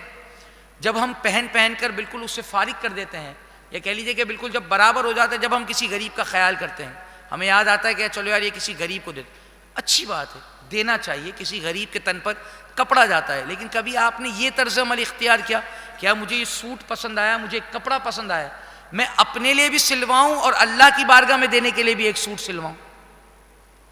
ہے کہ نہیں؟ تو فرمایا لن تنالوا البر حتی تنفقوا مما تحبون، اللہ نے واضح طور پر فرما دیا تم ہرگز نیکی کو نہیں پہنچو گے، تم ہرگز بھلائی کو نہیں پہنچو گے جب تک اپنی محبوب ترین چیز اللہ کی بارگاہ میں نہ خرچ کر دو۔ اور یہ محبوب ترین چیز کا مطلب یہ نہیں کہ اگر آپ کو بنگلہ آپ کا محبوب ہے تو آپ اس کو اللہ کی بارگاہ میں دے دو اور خود روڈ پر آ جائیں، ایسا بھی نہیں ہے کہ آپ اپنے لیے اتنا خرچ کر دیں کہ خود مانگنے والے بن جائیں۔ فرمایا کہ جو چیز تمہیں محبوب ہے، جو چیز تمہیں پسند آ رہی ہے، اپنے لیے بھی لو، اپنے لیے بھی پسند کرو، لیکن وہ اللہ کی راہ میں بھی خرچ کرو۔ ایسا نہ ہو کہ جو سب سے نچلا درجہ ہو، جو سب سے کم درجہ ہو، اسے تم اللہ کی بارگاہ میں خرچ کرو۔ آپ اور میں کھانا کھانے جاتے ہیں، آپ مجھے بتائیں ہزاروں روپے آج ریسٹورنٹس کے اندر لگ جاتے ہیں، ایک جنرل نالج کی بات کر رہا ہوں، ہزاروں روپے جب ہم فیملیز کے ساتھ جاتے ہیں، ہزاروں روپے ہمارے ریسٹورنٹس میں لگ جاتے ہیں، ہمارے کھانے پر لگ جاتے ہیں، لیکن کسی غریب کو اگر کھلانے کی بات آتی ہے تو ہم ایک نارمل سے ہوٹل پر لے جا کر اسے دال روٹی کھلانے کی بات کرتے ہیں۔ کسی غریب کو پہنانے کی بات آتی ہے تو ایک سب سے جو گھٹیا ترین کپڑا ہوتا ہے مارکیٹ کے اندر، سب سے لوور کوالٹی کا، سب سے ہلکی پیسوں کا، ہم وہ جا کر خریدتے ہیں۔ اب یہ ربیع الاول شریف آئی، الحمدللہ ہمارے درمیان موجود ہے، چند دنوں بعد انشاءاللہ جلوس میلاد نکلے گا۔ بعض لوگ تو ماشاءاللہ بہت اچھے انداز میں نیاز کا اہتمام کرتے ہیں، لیکن آپ اسی ربیع الاول شریف کی نیاز کے اندر دیکھیں گے کہ آپ کو ایسے کہہ لیجئے کہ کوالٹیز کے پاپڑ، چپس، کہہ لیجئے ٹافیز، بسکٹس وہ ملیں گے کہ جو ہم اپنی اولاد کو کھلانا گوارا نہیں کریں گے کہ یار یہ مضر صحت ہے، ہمیں پتہ ہے بالکل ہلکی کوالٹی کا، لیکن جب نیاز دینے کی باری آئے گی، بانٹنے کی باری آئے گی تو جلوس میلاد کے اندر وہ بھر بھر کر بٹ رہا ہوگا۔ تو اگر ہم میں سے کسی نے جلوس میلاد کے اندر بانٹنے کی نیت کی ہے تو خدا را میں آپ سے یہ عرض کروں گا کہ ایسی مضر صحت چیز کہ جس سے کسی کے بچے کو نقصان پہنچے یا جس سے کسی کھانے والے کو نقصان پہنچے اور وہ آپ کو معلوم ہے کہ وہ مناسب نہیں ہے، تو خدا را ایسی چیزوں کو خریدنے سے اور بانٹنے سے اجتناب کیجیے گا۔ اور جو بھی چیز آپ بانٹنے کے لیے لیں کم از کم اس کی ایکسپائری ڈیٹ ضرور چیک کر لیجیے گا، کیونکہ ان دنوں کے اندر بات وہی آ جائے گی کہ ہمارے جو تاجر حضرات ہیں ان کے دلوں میں بھی اللہ کا خوف نہیں، تو وہ ایسی چیزیں بھی پھر اسٹاک کے اندر لے آتے ہیں جو ایکسپائر ہو چکی ہیں اور سستے کے اندر سستے مال کے طور پر اسے بیچ رہے ہوتے ہیں، اور ہم بھی جانے انجانے کے اندر کہ ہمیں معلوم نہیں ہوتا۔ تو جو بھی چیز آپ خریدیں خدا را اچھی خریدیں، کم خریدیں، اچھی خریدیں، کوالٹی والی خریدیں اور اس سے بانٹیں، اللہ کی بارگاہ میں اچھا دیں اللہ کی بارگاہ میں اچھا بانٹیں، اللہ کی بارگاہ میں اچھا دیں، اور اس چیز کا خیال فرما لیجئے گا کہ اس کی ایکسپائری ڈیٹ ضرور بھی ضرور چیک کر لیجئے گا۔ اللہ تبارک و تعالیٰ اپنی بارگاہ میں اپنی محبوب ترین چیزوں کو خرچ کرنے کی توفیق عطا فرمائے، اور اللہ تبارک و تعالیٰ اپنی بارگاہ میں ہر وقت، ہر لمحہ، ہر آن جو اس نے ہمیں عطا کیا ہے اس میں سے اس کی بارگاہ میں دیتے رہنے کی توفیق عطا فرمائے۔ پھر فرمایا کل الطعام کان حلا لبنی اسرائیل، فرمایا سارے کھانے بنی اسرائیل کو حلال تھے، الا ما حرم اسرائیل علی نفسی، مگر یہ کہ جو یعقوب علیہ السلام نے اپنے اوپر خود سے روک لیے، حرام کر لیے، من قبل ان تنزل التورات، توریت کے اترنے سے پہلے، قل تو اے محبوب آپ فرمائیے فأتوا بالتورات، توریت کو لے کر آؤ، فتلوہا اور اس کو پڑھو، ان کنتم صادقین اگر تم سچے ہو۔ یہودی ہر وقت کسی نہ کسی ایسی بات کے پیچھے لگے رہتے تھے کہ کسی طریقے سے رسول اللہ علیہ السلام کے خلاف کوئی پروپیگنڈا کیا جائے اور اسے کامیاب کر دیا جائے۔ اب انہوں نے ایک پروپیگنڈا یہ کیا کہ حضرت یعقوب علیہ السلام اور حضرت ابراہیم علیہ السلام اونٹ کا گوشت نہیں کھاتے تھے اور اونٹ کا دودھ نہیں پیتے تھے، اور اگر آپ نبی ہیں تو آپ تو اونٹ کا گوشت کھانا حلال بھی رکھتے ہیں اور اونٹ کا دودھ بھی پینا حلال رکھتے ہیں، تو آپ پھر کیسے نبی ہوئے؟ ہمارے نبیوں نے تو یہ بات نہیں کی، ہمارے نبی تو اس چیز کو اپنے اوپر حرام کرتے تھے، ہمارے لیے بھی یہ چیز حرام ہے۔ تو اللہ تبارک و تعالیٰ نے اس بات کا بھی رد فرمایا، فرمایا کل الطعام کان حلا لبنی اسرائیل، کہ بنی اسرائیل کے لیے تمام کھانے حلال تھے، الا ما حرم اسرائیل علی نفسہ، مگر یہ کہ جو بنی اسرائیل نے اپنے اوپر خود حرام کر لیے ان کی بات الگ ہے۔ اور فرمایا من قبل ان تنزل التوراۃ، اور یہ توریت کے اترنے سے قبل ہے۔ توریت میں اس بات کا ذکر موجود ہے کہ حضرت ابراہیم بھی اونٹ کے گوشت کو حلال فرماتے تھے، حضرت یعقوب بھی اونٹ کے گوشت کو حلال فرماتے تھے۔ فرمایا کہ محبوب ان سے فرمائے کل فأتوا بالتوراۃ، کہ توریت کو لے آؤ اگر تم سچے ہو، اگر تم یہ بات کر رہے ہو کہ میں نبی نہیں ہوں اس لیے کہ میں اونٹ کا گوشت نہیں کھاتا، اونٹ کا گوشت کھاتا ہوں، اور تمہارے انبیاء اونٹ کا گوشت نہیں کھاتے تھے، فرمایا فأتوا بالتوراۃ، توریت کو لے آؤ، فتلوہا اور اس کی تلاوت کرو، ان کنتم صادقین اگر تم سچے ہو۔ اور انہیں معلوم تھا کہ توریت کے اندر یہ مضمون موجود ہے کہ انبیاء اکرام علیہ السلام کے لیے اور بنی اسرائیل کے لیے تمام کھانے حلال تھے، کسی بھی چیز کی ان پر کوئی روک ٹوک نہیں تھی۔ تو یہاں پر بھی اللہ تبارک و تعالیٰ نے ان کی سازش کو بھی ناکام فرمایا اور انہیں منہ کی کھانی پڑی۔ جب اللہ کے محبوب نے یہ فرمایا نا کہ فأتوا بالتوراۃ، توریت لے آؤ، فتلوہا اس کو تلاوت کرو، ان کنتم صادقین اگر تم سچے ہو، لیکن ہوا کیا؟ فمن افترى علی اللہ الکذب، اب اگر اس کے بعد بھی کوئی اللہ پر جھوٹ باندھے، من بعد ذالک، اتنی کھلی واضح بات ہونے کے باوجود بھی اگر کوئی اللہ پر جھوٹ باندھے، فاولئک هم الظالمون، تو پھر وہی لوگ ظالم ہیں۔ قل اے محبوب آپ فرما دیجئے صدق اللہ، اللہ سچا ہے، فاتبعوا ملت ابراہیم حنیفا، تو ابراہیم علیہ السلام کے دین پر چلو جو ہر باطل سے جدا ہے، وما کان من المشرکین، اور شرک کرنے والوں میں سے نہ ہونا۔ ان اول بیت وضع للناس، بے شک سب گھروں میں سب سے پہلا گھر جو لوگوں کی عبادت کے لیے مقرر ہوا، للذی ببکۃ مبارک وہدی للعالمین، وہ مکے میں ہے برکت والا اور سارے جہان کا رہنما۔ یعنی اللہ تبارک و تعالیٰ نے ارشاد فرمایا کہ جو تمام گھروں میں سب سے پہلا گھر ہے جو عبادت کے لیے مقرر ہوا، وہ اللہ تبارک و تعالیٰ نے بیت اللہ شریف کو مقرر فرمایا گیا، جو مکہ کے اندر ہے، اور فرمایا کہ برکت والا ہے۔ برکت والا کس طرح ہے؟ آپ مکہ مکرمہ کے فضائل کو جانتے ہیں کہ حدود حرم کے اندر اللہ تبارک و تعالیٰ نے قتل کے قصاص کو بھی منع فرمایا ہے کہ اگر کوئی قاتل حدود حرم کے اندر موجود ہو تو اس سے ادھر حدود حرم کے اندر قصاص بھی نہیں لیا جائے گا۔ جانور کو مارنے کا حکم نہیں ہے حدود حرم کے اندر۔ حدود حرم کی بڑی پاسداری ہے حرم کی، اور حدود کیا ہیں حرم کی؟ فرمایا کہ صرف بیت اللہ شریف نہیں، یہ مسجد حرام نہیں، بلکہ اللہ تبارک و تعالیٰ آپ کو اور مجھے بار بار بیت اللہ شریف کی زیارت نصیب فرمائے۔ آپ بخوبی جانتے ہوں گے کہ حدود حرم جس طرح مسجد عائشہ ہے کہ انسان کو اگر احرام باندھنا ہو تو اسے حدود حرم سے نکلنا پڑتا ہے، اسی طریقے سے مسجد جعرانہ ہے، اسی طریقے سے ابیار علی ہے جب مدینہ منورہ سے آ رہے ہوتے ہیں، اور اسی طریقے سے جب ہم یہاں سے جدہ سے جاتے ہیں تو وہاں پر ایک مقام آتا ہے، یعنی انہوں نے حدود کر دی ہیں، یہ مکہ مکرمہ کی حدود ہیں کہ ان سے باہر جو گیا وہ حدود حرم سے باہر چلا گیا، اور اب جب حدود حرم کے اندر داخل ہوگا تو احرام کی حالت میں آئے گا، عمرہ کرے گا، اور عمرہ کرنا اس کے لیے ضروری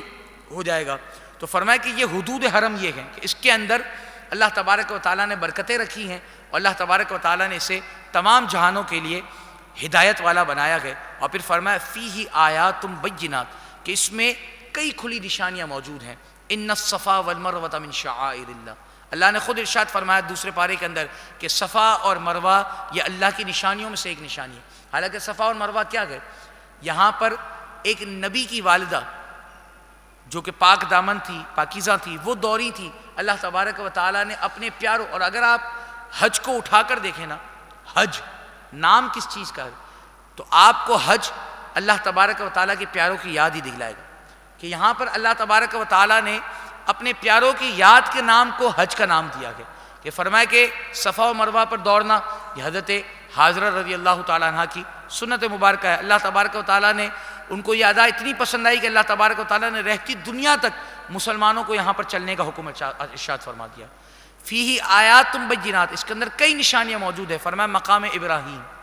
حضرت ابراہیم علیہ نبینا علیہ السلام کا وہ پتھر کہ جس پر آپ کھڑے ہو کر کعبۃ اللہ شریف کی تعمیر فرمایا کرتے تھے، اور اس پتھر کا یہ اعجاز تھا کہ جتنا بلند حضرت ابراہیم علیہ نبینا علیہ السلام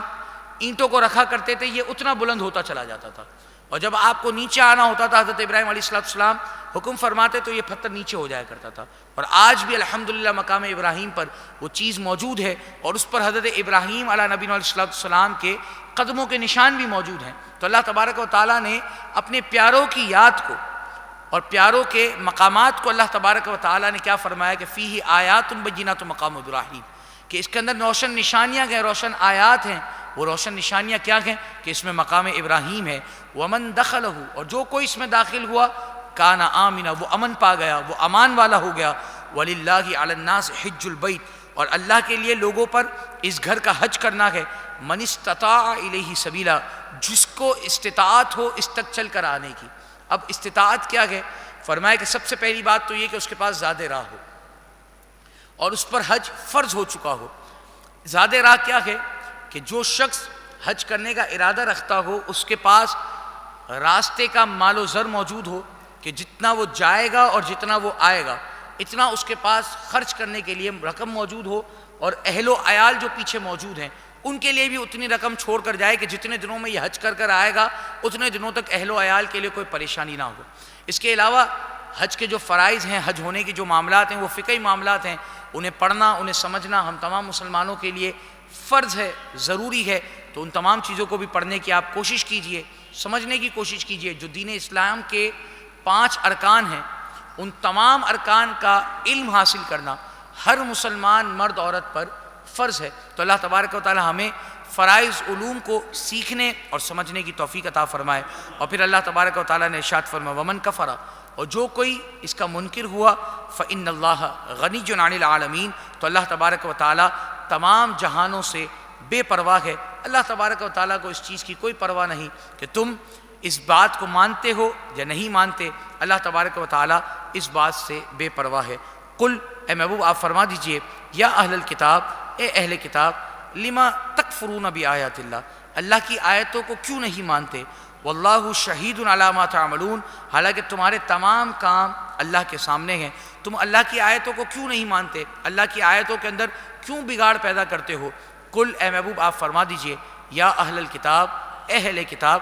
لما تصدون عن سبیل اللہ، اللہ کی راہ سے کیوں روکتے ہو اسے من آمنا، جو ایمان لائے، تبغونہا عوجا، اسے ٹیڑھا کرنا چاہتے ہو، اسے اس کے اندر ٹیڑھ پن لانا چاہتے ہو. وانتم شہداء، حالانکہ تم خود اس بات پر گواہ ہو. فرمایا کہ اے اہل کتاب، سب سے پہلی بات تو یہ کہ تم اللہ کی آیتوں کو کیوں انکار کرتے ہو، اور دوسری بات کہ تم اللہ کی راہ سے کیوں روکتے ہو. یعنی اب تم اس بات پر خود بھی گواہ ہو، تم خود بھی توریت پڑھ چکے، تم خود بھی زبور پڑھ چکے ہو. پیچھے بھی یہ بات آ چکی کہ یہ لوگ جانتے تھے کہ رسول اللہ صلی اللہ علیہ وسلم دین برحق پر ہیں، آپ جو دین لے کر آئے ہیں وہ سچا ہے، آپ جو رسول بنا کر بھیجے گئے ہیں وہی رسول ہیں جن کا توریت، زبور، انجیل کے اندر تذکرہ ملا ہے. لیکن اس کے باوجود